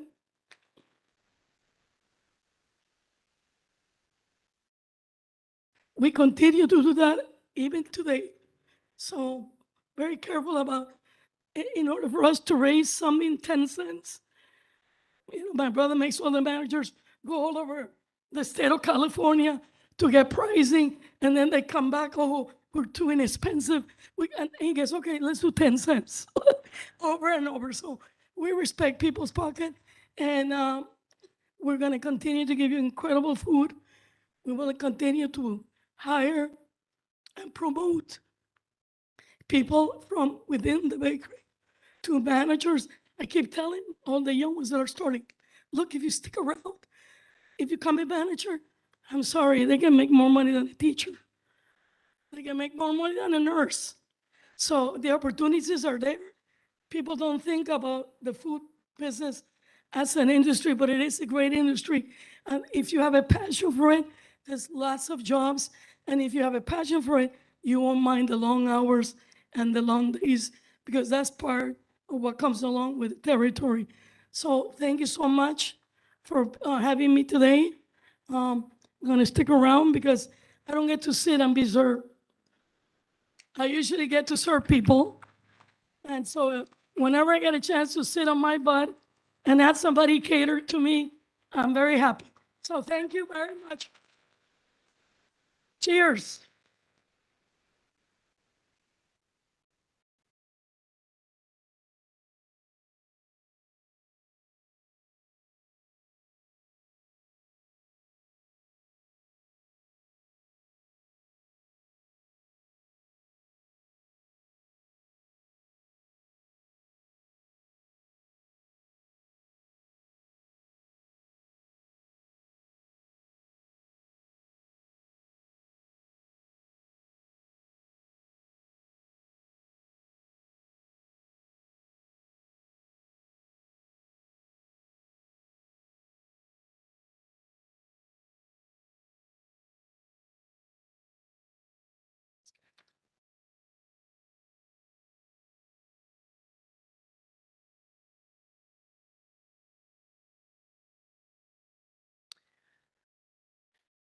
So congratulations again to Beatriz Porto and her family and friends. If you'd like to join her over here at the backdrop, you can come up and take some photos with her for this tremendous honor. So as she mentioned, now we're going to move on to the part of our program where we recognize the honorees from the LA County Commission for Women, the at-large honorees.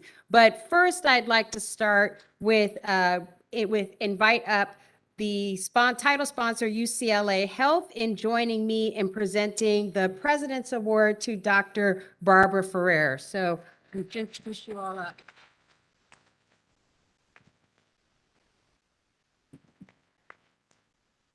Hello, my name is Julie Friedman, and I'm a commissioner representing the 3rd District. I'm also the chair of the Commission's Health Committee. I also work for UCLA Health, and I'm joined here today with my boss, Dr. Janet Pregler, who's a past recipient of the Health Award from the Commission, as well as Dr. Medell Briggs-Mawson, who's the chief of Health Equity, Diversity, and Inclusion at UCLA. So it's wonderful to be with these 2 great women, as well as our UCLA staff, executives, if you guys could stand up for a second. Thank you very much.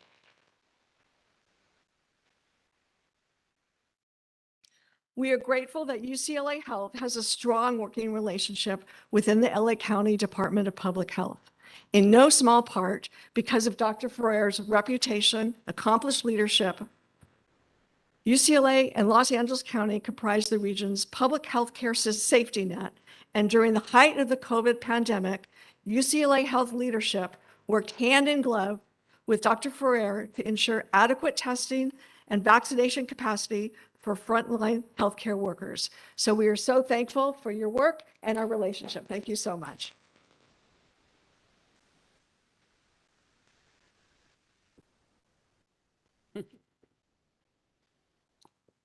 So I'm really quite honored to be able to present Dr. Ferrer with my award this year.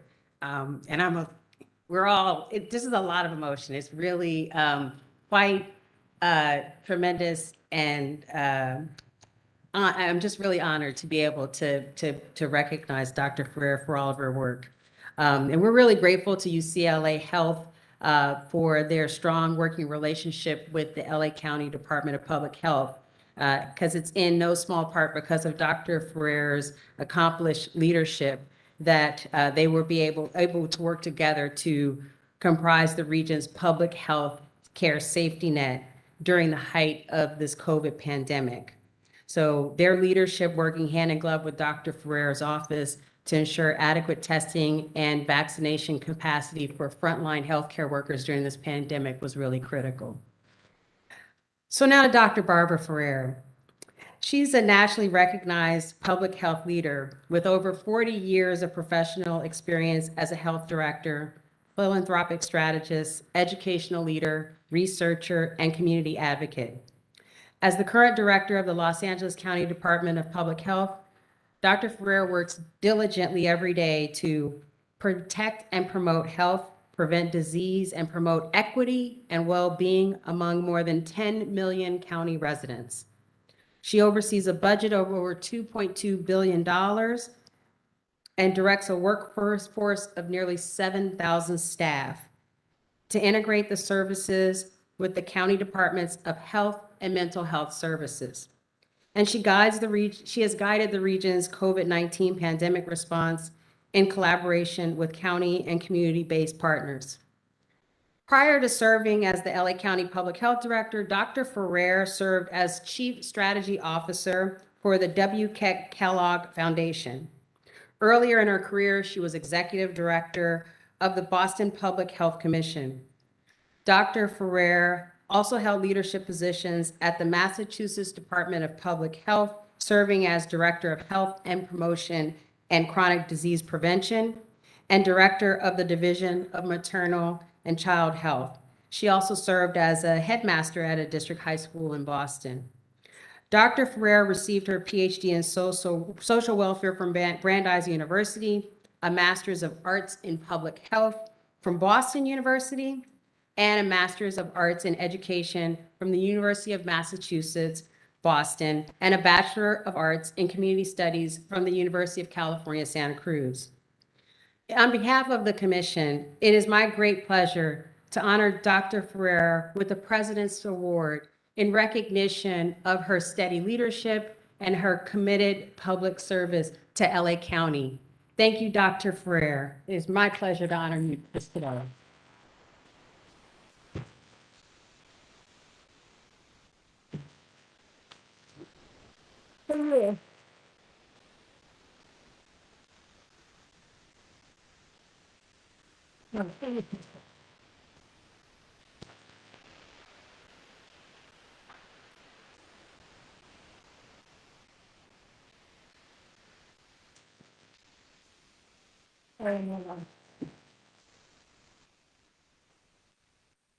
You guys are all touching my heart. But I want to thank you so much, President Hines, and the members of the entire commission, not just for your kindness and your support and for this tremendous honor, but more importantly, for your leadership and for standing for making sure that the rights of women, the rights of young girls, the rights of young children are always front and center in this county. I also want to congratulate all the other honorees and scholarship recipients for their hard work and such impressive achievements. I'm in awe of all they've accomplished, and I ask you to join me and give them a huge round of applause.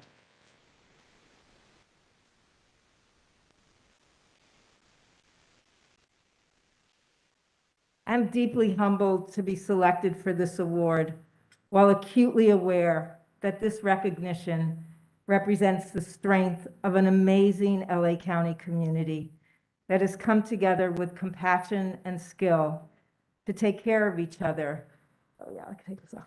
Through some extraordinarily difficult times where many lost lives and livelihoods. And because I've never been alone in doing any of the work, and I stand on the backs and the shoulders of so many who have supported me, I do want to take a minute to recognize some of the amazing partners.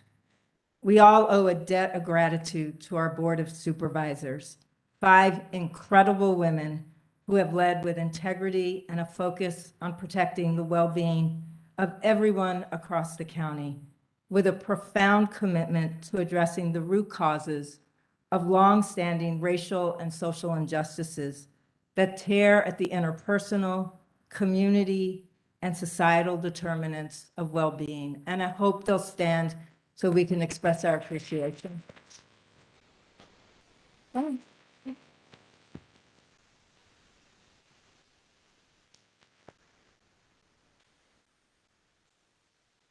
Their job is extraordinarily difficult. I don't know how our elected officials who stand with integrity are able to work every day. Such hard jobs. I also want to note that every single county department stepped up to immediately help, and I'm so thankful for all their contributions. The collaborations made it possible for there to be robust contact tracing, vaccination pods, places for individuals to quarantine and isolate, support and safety for county employees, and attention paid to the economic, housing, and food needs of all residents. In particular, I want to acknowledge my dear friend and exceptional colleague, Dr. Deborah Eduardo, Superintendent of Schools for LA County Office of Education, and the tremendous LACO team, who have supported our school districts with courage throughout the pandemic. In partnership with parents, students, staff, and teachers, their work has made it possible for children to learn and thrive. Please join me in thanking Dr. Eduardo and her team.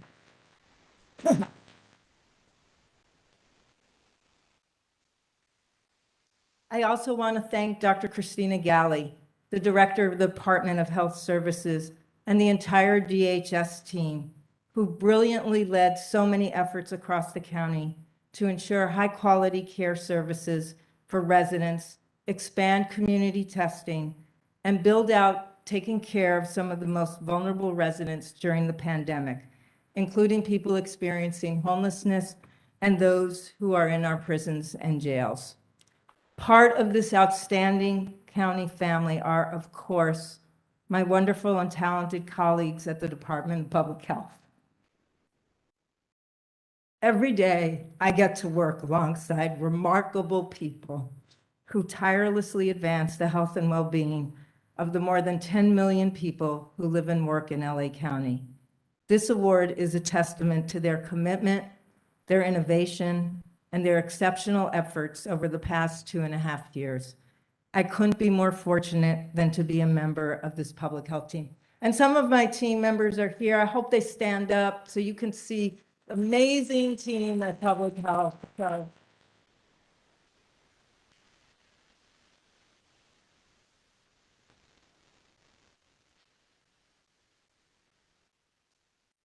and I know that this is fundamental to the work over the past 2.5 years, is that our efforts would have fallen short had it not been for the dozens of community organizations, educational institutions, our academic partners. I know CDU, I want to thank them. I also want to recognize, of course, UCLA, our labor partners, our businesses, and our clinics, along with the thousands of people that every day made a difference through their acts of generosity and sacrifice.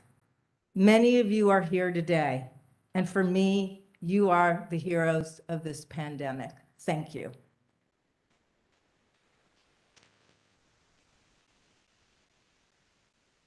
In closing, I also want to thank my family, because I know that, like so many of you, when times are hard, it's a blessing to have family and friends that care. My daughter, Katie, is here today, and I want to be sure she knows how much I've needed and valued her friendship and support. Thank you, sir.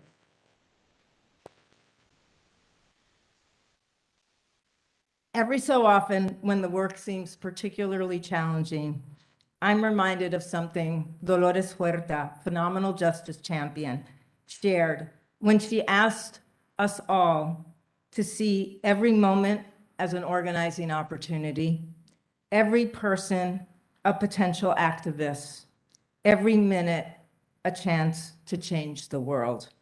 Thank you again, President Hines and members of the commission, for this honor.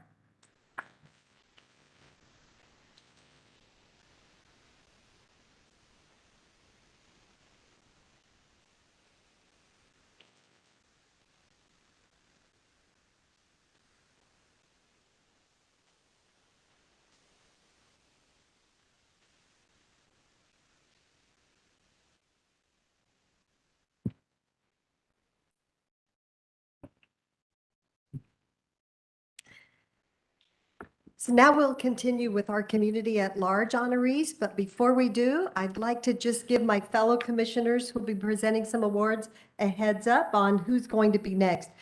First, we'll do health, but after that will be arts and media with Commissioners Archuleta and Hilsildo. Third will be education with Treasurer Dr. Smith, followed by business and labor with Commissioner Capos. Law and Public Safety will be Commissioner Garcia. And last but not least, will be the Veterans Award with Commissioners Amis and Kennedy.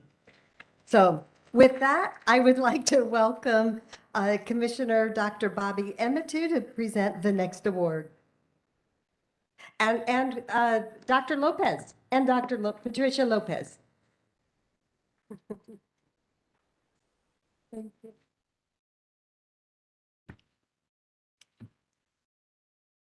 Thank you. My name is Dr. Emitu, and I represent the 3rd District.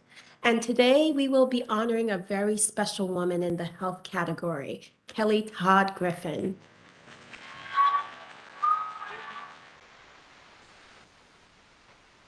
And before I get into it, Patricia Lopez will introduce herself. Guatsi, Hopa, Amadoa, Asamoya. I'm Native American, that's my language. Patricia Lopez, appointed by Supervisor Janice Hahn. I'm a OBGYN nurse practitioner, not doctor. And I work at the United American Indian Community Involvement in downtown LA on 6th and Bixel. We just recently moved to Temple, where we service over 210 nationally recognized Native American tribes.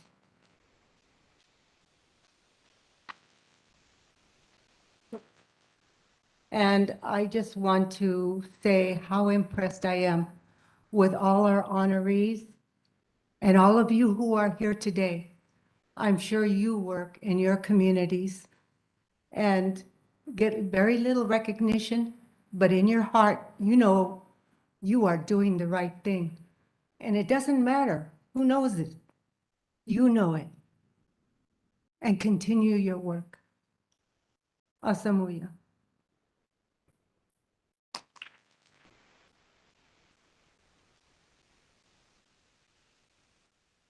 Thank you, Commissioner Lopez.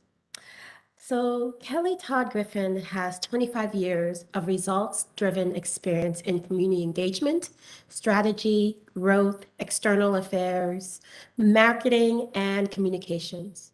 For over 2 decades, Ms. Griffin has worked for Fortune 500 companies, international organizations, and various political figures at local, state, and national levels, obtaining results-driven reputation for creating innovative, nationally recognized, and award-winning campaigns, initiatives, and programs. Ms. Griffin was also part of the executive leadership team that opened the high-quality care delivery model at the Martin Luther King Jr. Community Hospital in South Los Angeles, and has worked in various leadership roles at HealthNet, Blue Shields of California, and City Hope. She is also the founder of several organizations, including Sisterlect Incorporated, Crenshaw Chick LLC, California Black Women's Collective, and California Black Women and Girls Social and Economic Impact Fund. Currently, Ms. Griffin is the Senior Vice President of Communications and Executive Affairs in California Health Medical Reserve Corps. So on behalf of the Commission, it is with great pleasure to honor Kelly Todd Griffin with the Community at Large Award in Health.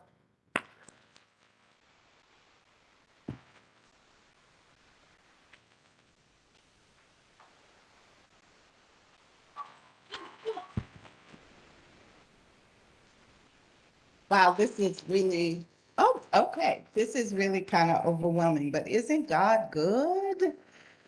Yes, so I'm going to stick to my script. so I don't get nervous. Of course, I told myself to print it and then I forgot. All right. Thank you, Carrie Ann. Thank you. Thank you, Elizabeth. I think you guys are both over there. Thank you, the Women's Commission and the Board of Supervisors. First, let me give a shout out to our Queen Leader and my supervisor of the 2nd District, even though she didn't nominate me. Supervisor Holly J. Mitchell. Woo! On behalf of the 2,000 strong Black women leaders in California, we honor you, we support you, and we are so proud of you. I want to thank my aunts that are here today, Darlene and Renee. I want to thank my godmommy, Yvette. I want to thank my cousins, Jasmine and Tanya, who all came to support me, and they support me every day. They're the reason I am who I am. I want to thank Richard. There isn't a partner I would do this life with besides you. Okay, good enough. Guys, listen. Holly shouldn't be in the front row. No more. In addition, I want to thank my tribe, the California Black Women Collective. They came from Sacramento, from Oakland, from Inland Empire, and throughout Los Angeles just to be here today. I said Sacramento, no least. I am so proud to be in this journey with you. And most importantly, I want to thank my 90-year-old grandmother.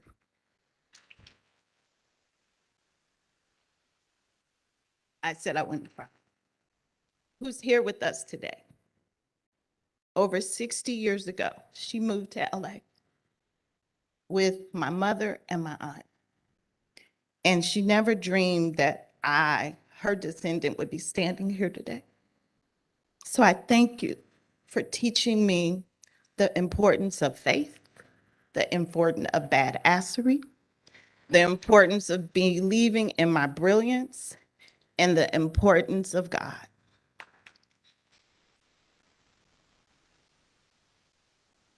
My mother passed away 30 years ago, which is why I'm in healthcare. She died of complications at 43 of diabetes, undiagnosed. Unfortunately, unbeknownst to her, she was in the chronic stage of her disease. And she decided that she wanted to go and get care in an emergency room.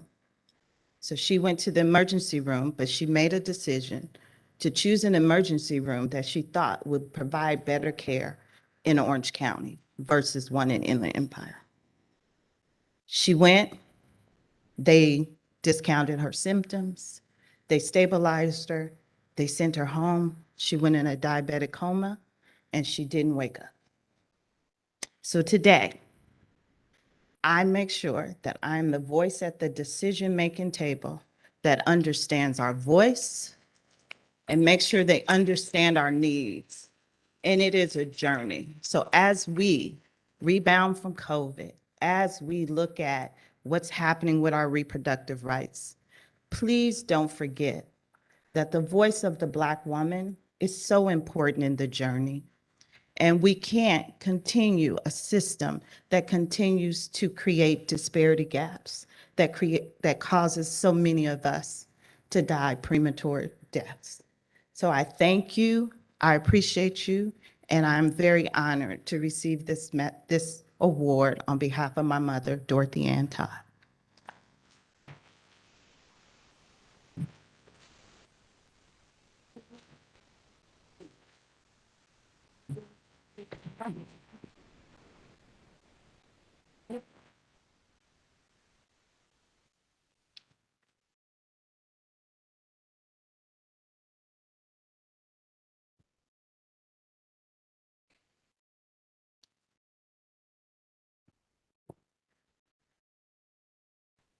Next, let me introduce Commissioner Irma Archuleta.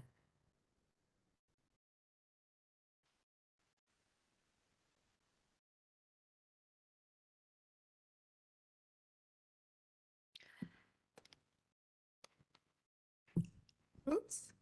Irma Archuleta, here again, representing the 1st District. and appointed by Supervisor Solis.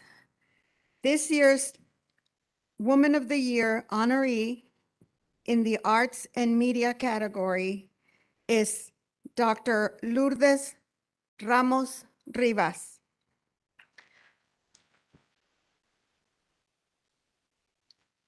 Dr. Ramos Rivas, PhD, is the president and CEO of the Museum of Latin American Art, known as MOLA, in Long Beach, California. Dr. Ramos is the first Latina woman to serve as a member of the Accreditation Commission of American Alliance of Museums. Currently, she serves as board member for the Los Angeles Chamber of Commerce, as well as commissioner for the Cultural Heritage Commission in Long Beach. Prior to coming to MOLA, Dr. Ramos was the executive director of the Museo de Arte en Puerto Rico, in San Juan, Puerto Rico. Director of Director of the San Juan City Museum and Director of the National Collection of Puerto Rico at the Institute of Puerto Rican Culture.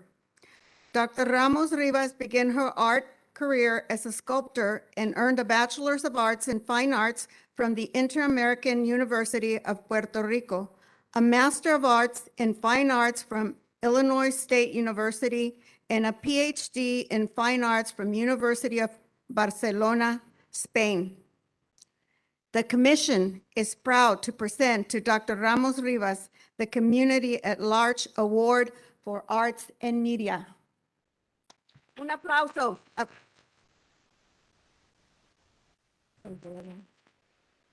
Thank you, Irma. Thanks to all of you. How many of you, yeah, I'm going to be short and sweet. How many of you like histories? Storytellers? How many of you are artists or like some kind of art expression?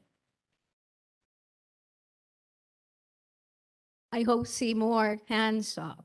I'm going to ask the same question again. How many of you make something that have to do with art and art creation? Okay, that's better. That's better. So I come from a little island. I don't know if Patricia Porto is still here. I think she's gone already. But certainly I come from Puerto Rico, from a little town. I listen to Huepa there, so means that is a Puerto Rican there. Yeah. So I come from a little island. The name is Puerto Rico. And in this island is a little town at the west side. I love histories, and I love also storyteller. Because I raised and born with extraordinary storytelling that was my grandmother, with cinematographers that was my father, with extraordinary writer that was my mother, but also with a strong hard worker family in general. So from a later stage of my life, I raised in a little house, my grandmother's house, listen a lot of histories and see the moon in the night. And when the moon don't was there, then we see the stars. And when the stars are not there, then we listen the birds. And when the birds are not there, we listen the sound of the wood. So I born and raised as a child with learning issues. I was, and I am, a dyslexic person. That means that I confuse the letters and the numbers. So anything that have to do with language, anything that have to do with writing or reading, it was so hard for me. So then histories and informal education was the key for me to learn about life, to learn about a lot of things that are not understandable in the simple way as a normal, or what the society usually call at that moment a normal kid. So then Once I became museum director in the museum field, I find out that the first question that always asked to me was, I imagine you have a very large collection because I'm already have more than 25 years in the field. And my answer is, well, yes, I have an extraordinary collection of memories, extraordinary people that always are with me looking for me the best in terms of change life. That's the real treasure of that I, in my personal way, keep as a museum director, that aspect of be able to change life, to make the world understandable, not just for kids, but for people in general, for the human being in general as part of the evolution.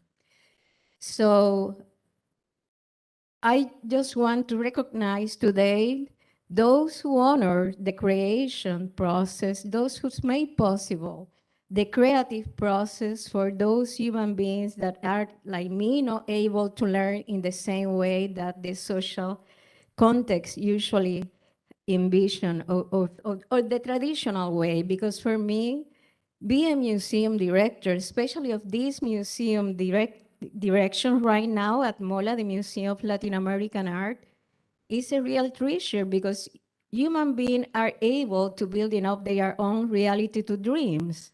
And live in California, came from a small island. I have to say also that I also live in Barcelona for many years. It's a treasure in my heart, and be here today with women like Barbara, like Patricia, like many others that I certainly feel a strong admiration and from now became part of my imaginarium also and my memory and go to be my praise as a Buddhist woman is something very relevant. But I want to recognize the presence of my board members. Please raise the people that is in my table. We have the co-chairman of MOLA, Robert Brown, and his wonderful wife, John Friedman, Sophia Ripley. We have also Paula and Tiffany, please. And also we have Tonya Uranga with us. And I have a professional that I certainly have in my heart because he's been working for me for more than actually 14 years, Solimar Salas, who is here with me also. And the reason why we recognize the presence of these wonderful people is because they are not just benefactors, they are one that have also the vision with their resources to make the difference from others. So thank you all, and please let me make this recognition to my grandmother and my family because they are always in my heart, my memory, and my soul. Thanks to you all.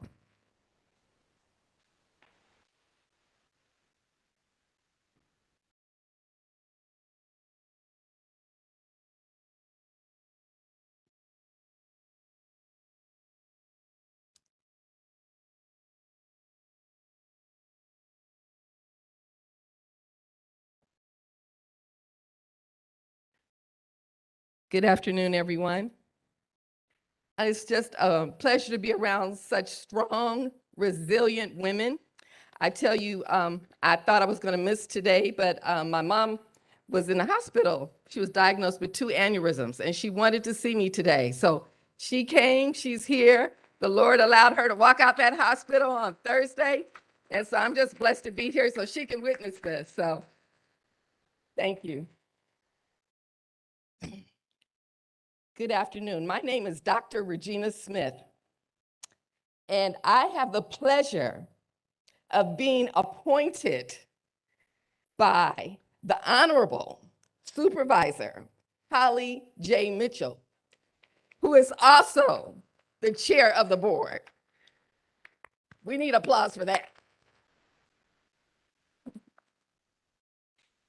So I am a member of the 2nd District, and I'm a proud member of the 2nd District. As a Commissioner on Women, I am also the treasurer, and I am also the chair of Policy and Legislation Committee. And I love every bit of it. It's great to work with such a great team of women. So I'm very honored and excited about the work that we do. But today, at this moment, we are here to honor a remarkable woman in education. And as an educator for over 20-something years, it is my pleasure to acknowledge the recipient of this year's Women of the Year Award in Education category, Ms. Cindy Wu.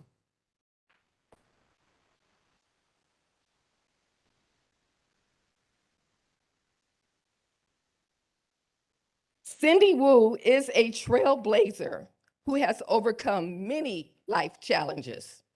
However, due to the support that she received from her parents and teachers, Ms. Wu is living the American dream. Ms. Wu has over 20 years of experience in education and is a guest lecturer at Citrus and Glendale College. For the last 15 years, Ms. Wu has coached over 400 young girls from the Miss Taiwan World Foundation. In 2021, Ms. Wu was elected president of the Los Angeles County School Trustee Association.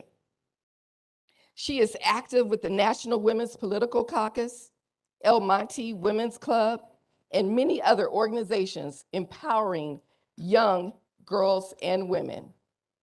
As a first-generation immigrant, Ms. Wu became the first in her family to graduate from a university, receiving degrees from the University of Southern California, go Trojan, and the University of California, Los Angeles, and she attended both Stanford University and Beijing University. Yes. And I'm not done. Ms. Wu has traveled the world and has also lived and worked in Australia, Japan, and China. Her life motto is pay it forward. The Commission for Women is proud to present Cindy Wu with the Community at Large Award for Education. Congratulations, Ms. Wu.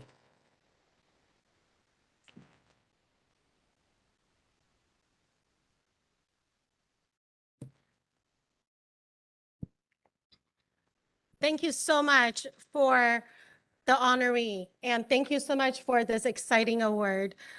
First of all, thank you to the Commission for Women and the LA County of Supervisors for this amazing recognition, and most importantly, for what you do on a daily basis, monthly basis, to make a difference in young women in LA County and the scholarships that you provide. And I want to thank each and every single one of you that's sitting here today, because just by being here, you're making a difference for the young women in our county. I'm extremely humbled and honored to be named Woman of the Year in Education among my fellow Woman of the Year awardees who represent the achievements of all our respective fields. I humbly received this award on behalf of over 500 trustees in K-12 and community colleges in LA County who oversaw the implementation of mask vaccine mandate within our school districts and also return in-person challenges that we face in our various school districts.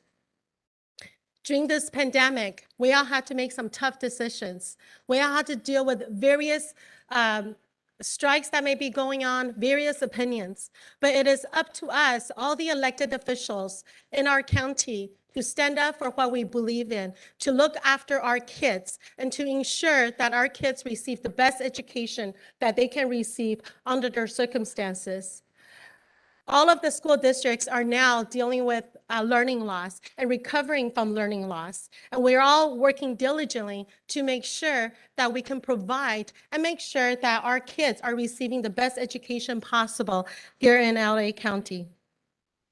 I was blessed to be in a position where I was able to facilitate mask and sanitizer donations to our school districts so our kids can return to school healthy and safely.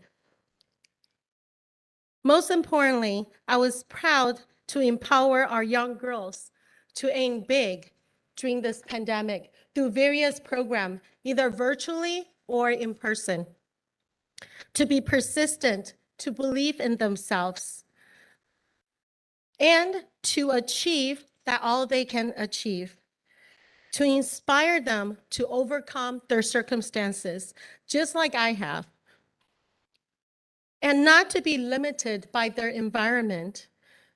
For example, their socioeconomic status, their challenges with their family and their parents. Some of our kids are homeless. Some of our kids are going to school, but they're persevering through because they know there's help out there. If there's a will, there is a way. And no matter what, with all the challenges I have come through my own personal life, from being a young girl, from being a woman, it's really through perseverance and the will to achieve all. We heard so many of the amazing stories up here. And if it wasn't without somebody in our life, and for me, that was a lot of the teachers. They were my first, as you read my bio and my story, I came here without speaking a word of English. My first assimilation to America was my teachers. They're the first people that I met in America. And so they were the people that I looked up to. So it's really through our inspirations and those people that really help us to be who we are today. I truly believe that we, the trustees of all the school districts in LA County, which is 93 of them, that when we devote our time and our energy to help our school districts, it really translates to helping each individual child in our district to be the best that they can be. In conclusion, I'd like to acknowledge my family who is in the audience today, and also along with my district and my friends, my merch sisters who are here. So I'd like to ask them to stand up. My mother, Joan, husband, Jason, my sister, Alice, and her two kids, Mark and Matthew, along my mentor, Mike Aing, and also my merch sisters that's in the audience, along with Mountain View School District family. So please stand up. And I see we have the president of CSEA, the teacher associations, and there's so many out there that's in various tables that I had the chance to know. Shone, that's here in the front, who's been the president of NABO Women. And these are, I am looking among you all that inspire me on a daily basis for me to continue to do what I do. And last year, I founded an organization called AAPI Women in Politics, because it's not just about me. It's about how we lead the path for those to follow that come after us. Is that no matter what challenges we go through, what hardship, what barrier we go through, is that the people who come behind us have an easier path, and we can share our lessons learned. And I think that's really the story for today and for this luncheon. And so with that said, that for those that's watching virtually, that's here in person, we want to remind to tell our kids, be all that you can be, and you can achieve anything you want to achieve. The experience of our kids today will affect their families and the future generations. Let's help our kids live the American dream, just like I have. And I'm still continuing. I have not learned everything. And I will end with this quote, that if your action inspires others to dream more, learn more, do more, and become more, you are a leader. So each one of you that's in the audience today, you are a leader. And that's a quote by John Quincy Adams. Thank you so much for this amazing award, and thank you.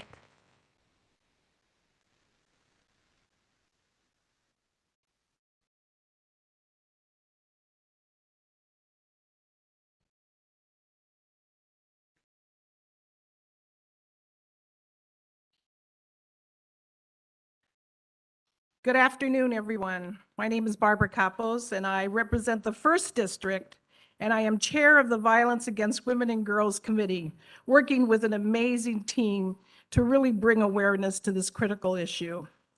The recipient of this year's Women of the Year Award in Business and Labor category is Cynthia McLean Hill.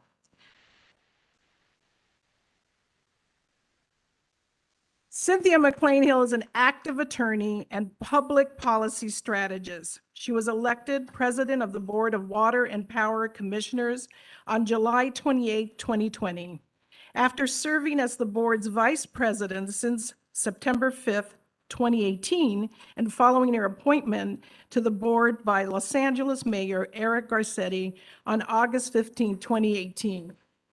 In her work as a highly regarded and widely respected attorney, Ms. McLean Hill oversees and manages complex legal and public policy issues for clients as managing director for Strategic Counsel, PLC.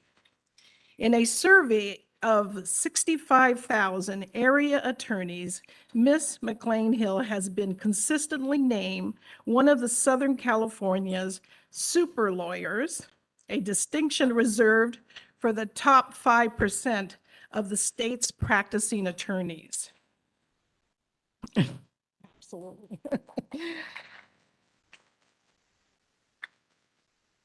Ms. McLean Hill has served on several notable boards and commissions. She earned her Juris Doctorate from University of California, Los Angeles School of Law, and her bachelor's degree in political science from the University of California, Los Angeles. Ms. McLean Hill is married and the mother to 2 adults. The Commission for Women is proud to present Cynthia McLean with the Community at Large Award for Business Labor category.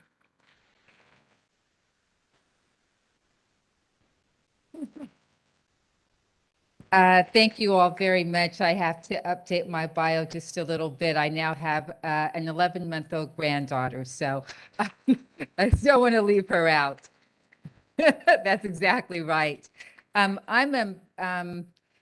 know, at times like this, after hearing all of the amazing stories from all of the amazing women, I always feel like something of a slacker, and I leave events like today thinking I just got to work a little bit harder in order to earn whatever recognition might come my way.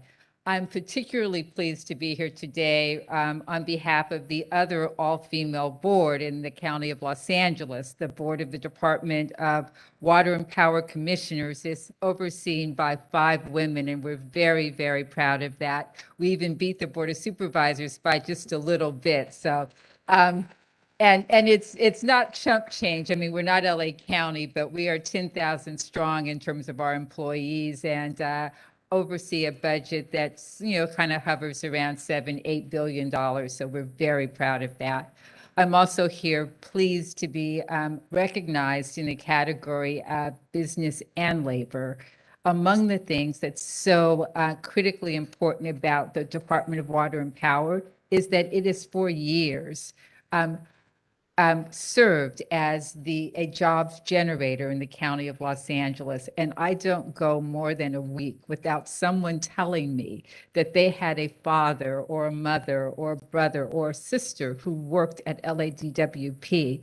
The fact that LADWP partners so closely with its labor union is a model for how we not only provide jobs, but how we provide jobs that lift people out of poverty, that sustain a middle class, that provide the basis for people to do better and to have careers and to have their children do better. I've heard a lot about people's parents. I want to say just a little bit about mine. My mother, I was born on her 19th birthday. She grew up in the segregated South. My father was military, so I'm a military kid. My family's stability was provided by public sector employee. He got his GED in the Navy. I'm first generation college.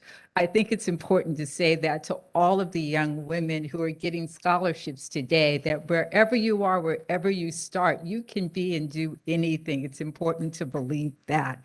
We believe that for you.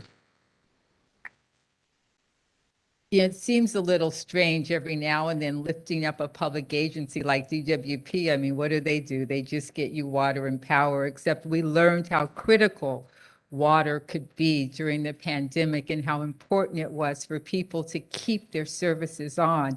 And a public agency like the DWP that's owned by the citizens, that's led by women, stepped up and put forward a moratorium on shutoffs that lasted for 2 years. That's important. That same public agency led the way in terms of debt relief for people all across the city of Los Angeles, ultimately handing out more than $300 million, and that's important. And today, we have taken on the challenge of moving to a cleaner and greener Los Angeles. We are the leading edge for fighting climate change, but doing it in a way that preserves climate justice, and that's important.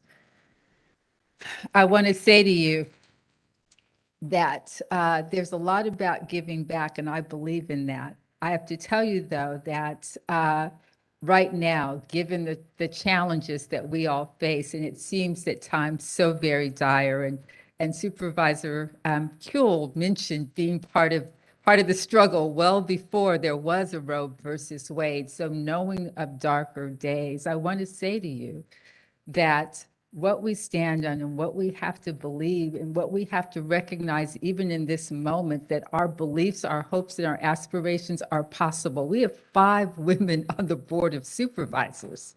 If you'd said that 15 years ago, they would have told you not possible. That's where we live. And what I tell my friends who get discouraged, what I tell my colleagues who get discouraged, what I tell people who just aren't feeling like we can win, I tell them that I've never, ever been absent of hope. I'm not an immigrant. I'm a daughter, granddaughter of slaves. If your people were enslaved, if you came over on a boat, if the Middle Passage is what your people survived, if they survived slavery, if they survived a Supreme Court telling them that they did not have rights that any white person had to respect, and you stand here today, what you know is what hope, what belief, what perseverance, and what faith means. Keep the faith, persevere, believe, and wherever you are, wherever you stand there in power and do what you can to move the agenda forward. And thank you.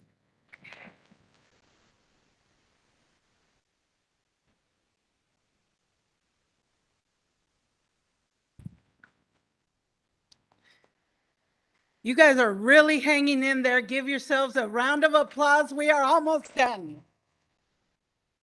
Good afternoon. I'm Ana Maria Garcia, appointed by Supervisor Hilda Solis, representing the 1st District. I am pleased to introduce this year's recipient of the Woman of the Year Award in Law, Public Safety category, Kelly Dillon. Kelly Dillon is the Executive Director of the Back to Basics Community Empowerment Organization. She is also a domestic violence survivor and advocate for gender-based violence prevention services and programs. At the age of 19, Ms. Dillon found herself incarcerated from actions she took when preventing an attack by her abuser. While the California Department of Corrections, Ms. Dillon's advocacy and passion grew when she discovered acts against humanity involving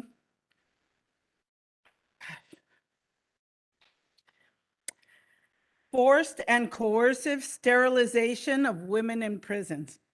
In 2014, Ms. Dillon worked as a reproductive justice advocate with the Justice Now, Inc., alongside Senator Hannah-Beth Jackson, author of Senate Bill 1135, Inmate Sterilization.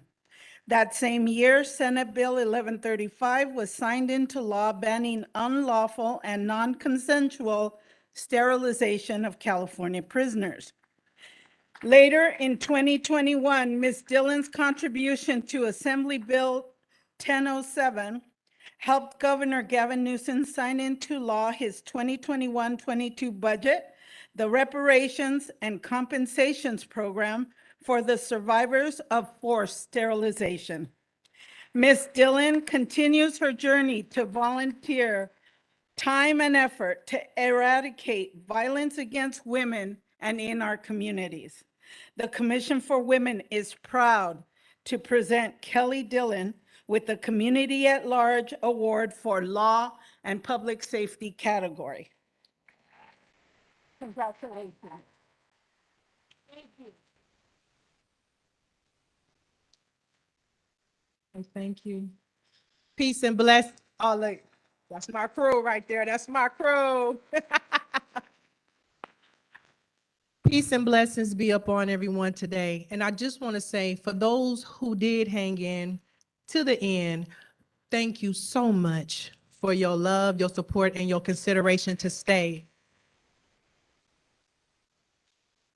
Being formerly incarcerated, I know what it feels like to make sure that to have someone that will stay to the end, to make sure that you make it to the finish line, right? Thank you. I just want to kind of, first of all, I'm so grateful and I'm so honored and privileged to be just nominated amongst so many powerful, dynamic women.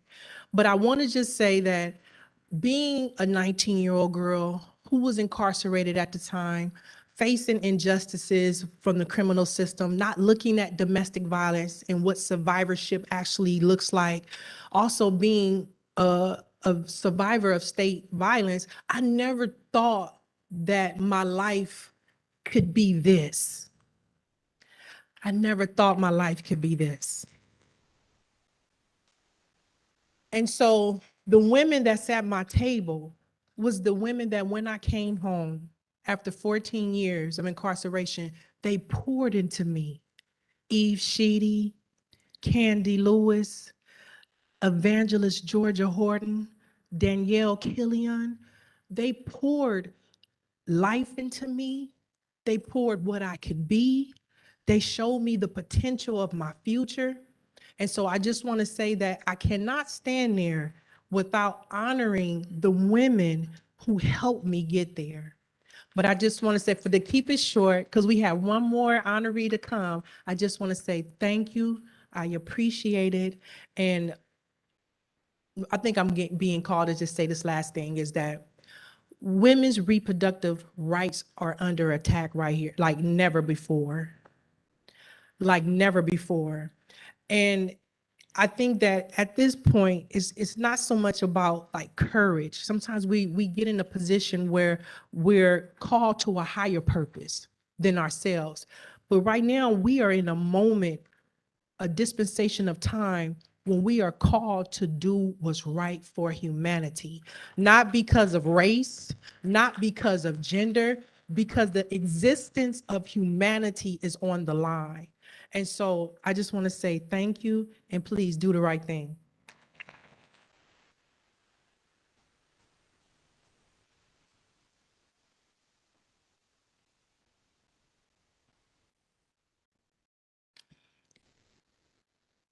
Catch up with you.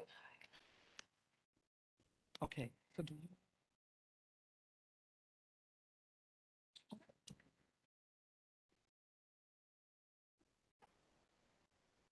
Hello, everyone. We're like going, who's up? Okay, you do. No, you do. My name is Bridget Amise. I have the wonderful honor of being a commissioner for the 5th District for Supervisor Catherine Barger. And I'm very excited. Ms. Kennedy here is going to do most of the introduction, but I kind of wanted to step in because we are going to be we are going to talk about the recipient of this year's Women of the Year Award in the Veteran category, who is Lauren Trust-Claire, and I know I'm going to demolish that, and I apologize, Duncan. And yes, the reason I am very excited about it is I'm actually a veteran, and I have multiple generations behind me that are veterans.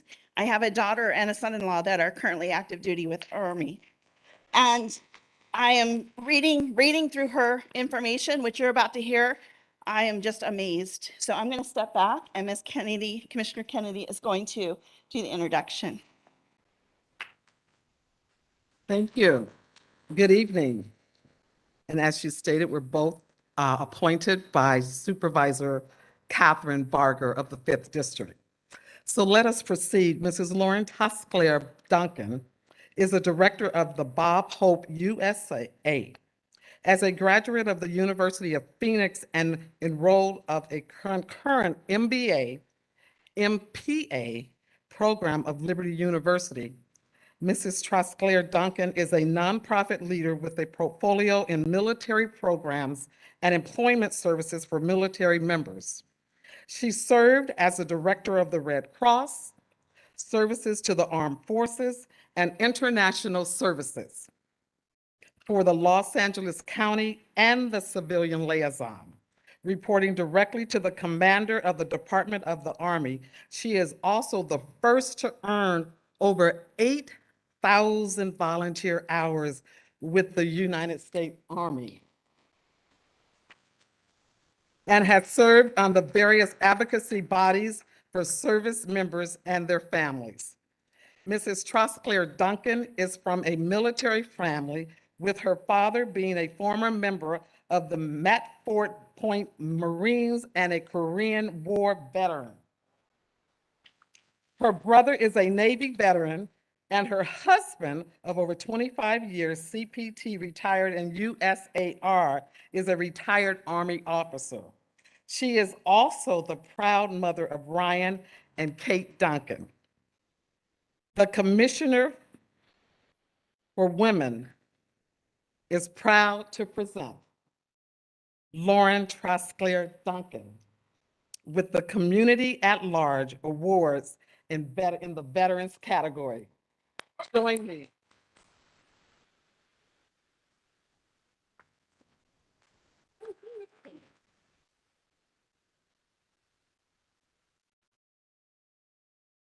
So I am super nervous and shaking and a little sweaty, but I'll make it brief. The 27 pages that I was going to read, I won't read because I realize everybody's probably ready to go home.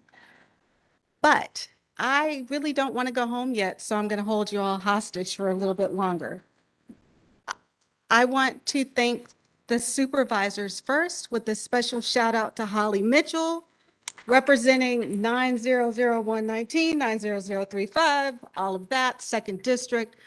Huge, huge love for you, Holly, because when you walk, I run behind you, and I know that you're going good places. I took off my glasses, so I really don't know what I'm going to say next. So let's try to put them back on. I want to thank the commission for honoring women and the women that have come before me today. I am amazed by what we are able to do quietly, with great pride, grace, and dignity. I'm so thankful to be included in this group today, because although it came as quite a surprise, because as a spouse, I'm very comfortable standing behind and to the right of my service member. But today I'm standing in front for all of the military spouses, all of the dependents, all of those that are very happy to stand behind the scenes. But today we stand up front. I want to also thank Elizabeth Dole for making caregivers into a household word that people recognize and respect. I also want to go back to Holly, because when Holly was with Crystal Stairs, my mother and I became family child care providers because my father, who was a veteran, fell ill. And Holly Mitchell's Crystal Stairs leadership showed us a way that we could provide for my father and our family with dignity and take care of children and educate them for the road ahead. I thank you, Holly, for your leadership again. I want to give a huge shout out to the USO. Oh, I want a bigger clap. The USO has afforded me the greatest job on earth. They recognize the fact that military spouses serve too. USO is with every service member and their family members while they're on travel, during deployments, best days, worst days, all days. USO stands behind you. So I want to say thank you for your service. If you're military connected in any way, USO loves you, and I personally love the USO. I will not move on until I hear applause.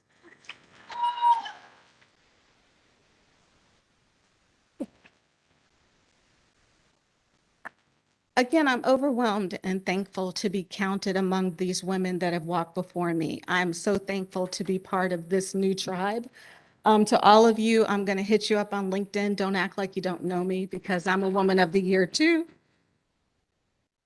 But one of the things that is precious to me is that I am a daughter of a Montford Point Marine. I'll take another woo. I didn't hear that dog bark. Thank you. My father's unit, Montford Point Marines, were the first integrated unit of Marines. And they fought with dignity, with the fierceness, and they earned respect. And so I'm so thankful that he paved the way. But I also have to thank my second father, although not married to my mom, but my neighbor's father, Thomas McLurkin, who passed 2 years ago, but he was a Tuskegee Airman. And both my father, please don't think I didn't notice that you clap more for Tuskegee Airmen than Marines. I'll get back around to it. But Mr. McLurkin and my father, Mr. Trosclair, taught me so many things. And both of them showed me that perseverance and dignity is always the best way to go. Even when you don't feel like taking the high road, sometimes you want to take the lowest road out there. But those two men showed me that diligence, dignity, and pride is the best way forward in every situation. I've worked as a volunteer with the military for over 25 years. Most of that has come from my husband saying, hey, you've been voluntold, I need you to do this for me. Many military family members understand what being voluntold is. It is a blessing that often has like very jagged footprints to walk on because there's no breaks. You don't want to break either. Well, you do, but we never say anything about it. Military families go through very rocky times, deployments, separations, temporary reassignments, PCSs, all those things, but we hold it together and we hold it down.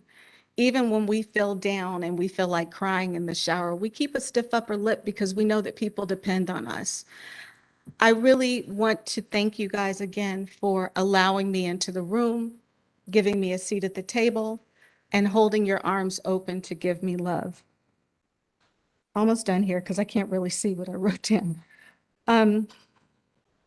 Although I've never worn the uniform, I've always been a rib over to those LA County veterans that have worn the uniform.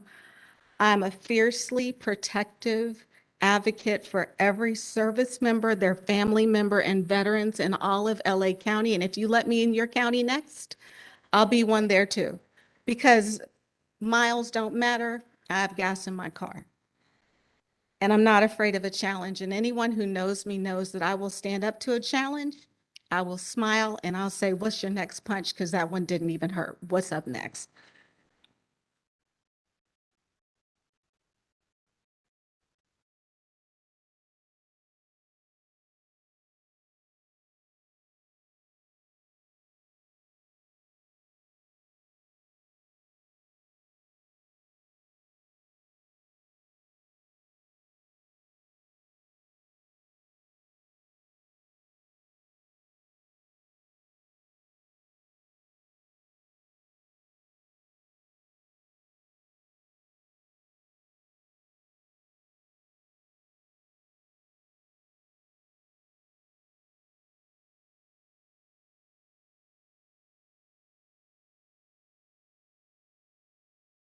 Husband or my best friends.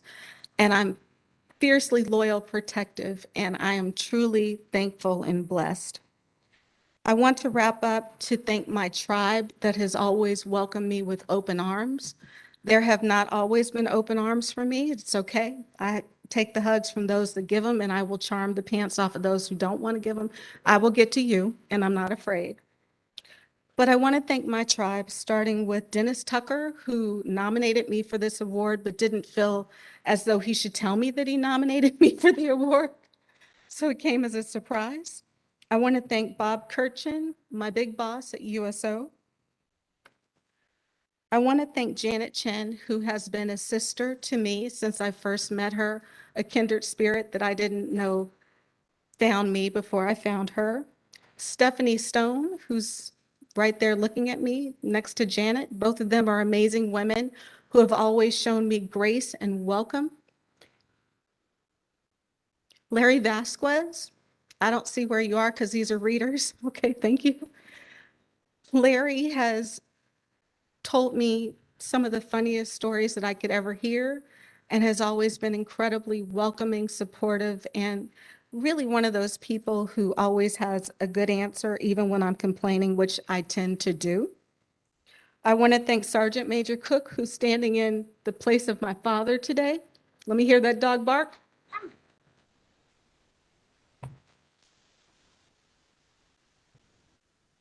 I would like to thank Margaret Johnson, a new best friend. She is a board member with the USO. I would like to thank Auntie Hugh Crooks, who has become my auntie, although he is an uncle. I mean that with no disrespect, but he's held me together like an auntie would, checking me in the corner sometimes when I'm out of line. Patrice McElroy, who has been a mentor, who has had to leave because she went back to work, and I'm almost done, guys. Myra Valle, who I met when we both applied for a job and they hired her, but I told her I loved her anyway. We're new best friends, and I'll follow you if you follow me. Ann Dewson.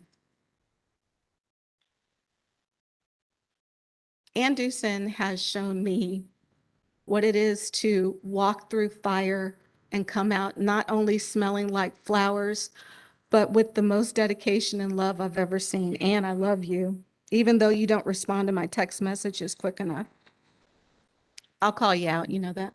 I want to thank LA Recruiting Battalion, who came through for me in a pinch to be the color guard. I love y'all. I want to thank all the branches of the military and every military dependent out there, Army, Navy, Air Force, Marine, Coast Guard. I truly stand on your shoulders after sitting at your feet. At very last, I want to thank my father, William Frederick Trosclair IV, who was a country boy from New Orleans, Louisiana, who decided to join the Marines and lie about his age because he wanted to serve this country. And I want to thank my lovely mother, Vicki, who is still the prettiest woman I've ever seen in my life, who has shown me that roses have thorns. Try her if you want to. Christopher Duncan, thank you for picking me up at Grambling State University and not letting go, even though you probably should have thought about putting me on timeout. 27 years of marriage to a service member is not easy, but thank you for sticking it out with me because I'm not easy either. Last of not least, I want to thank Ryan Emmanuel Trosclair Duncan and Catherine Arabella Trosclair Duncan, who have been my battle buddies. When daddy's gone and mom takes on the mantle of mother and father, my children understood, okay, mom's really the NCO and dad's the officer. Mom's the rec shop, rough shot leader. But they have grown with me. They have gone through deployments with me. And when we all cried in the garden or went to the beach and took a ditch day from work, they understood that mommy supported them, but mommy had to work on her mental health because deployments are hard. And there is nothing wrong with seeing a therapist. My therapist has become one of my closest friends. Mental health is nothing to be ashamed of. And unfortunately, come on, we all have hard days, you know? Fortunately or unfortunately, as a woman of color and as a woman, we smile through those hard days and many of us cry in the shower. I support all of you who have bathed in the shower of your own tears, and I respect each and every single one of you for standing up and getting help when you need it. There's nothing wrong with seeking help. My final words are, again, thank you all, every single one of you, for again allowing me into the room, giving me a seat at the table, handing me a menu so I could order my own food, honoring the service of spouses and dependents, and understanding that every veteran in LA County generally has a person who is their person, whether it's their spouse, their children, their best friend, their butcher, whoever it is. No veteran is alone. And so I thank you for recognizing that we serve too. Although we never wear the uniform, we wear the uniform on our sleeve. We are that rib that covers a heart.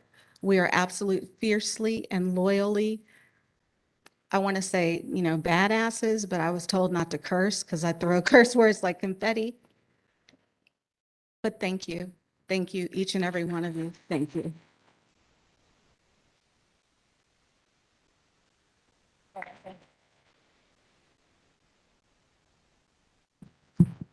Well, since it's been said already, I will say that every woman that we've honored today and every woman in this room is a badass. So thank you all for being here. Let's give a round of applause to all those 2022 women, Women of the Year. Just a moment, please. I want to thank all of our honorees for their hard work and dedication, and thank each of you for being here to support the efforts of LA County Commission for Women. I have 2 more minutes, so please, I have 2 very important announcements to make. One, everyone has been asking about the flowers, and I don't think that maybe we didn't get the message out earlier that the flowers are an auction item. We have 45 tables. If should be an envelope on your table for a donation. If we could get $20 to $25 per, I guess $25 per flower arrangement, we would be able to raise enough funds for one more scholarship, at least one more scholarship. And you can see how it really, really impacts the lives of women and helps them rise up.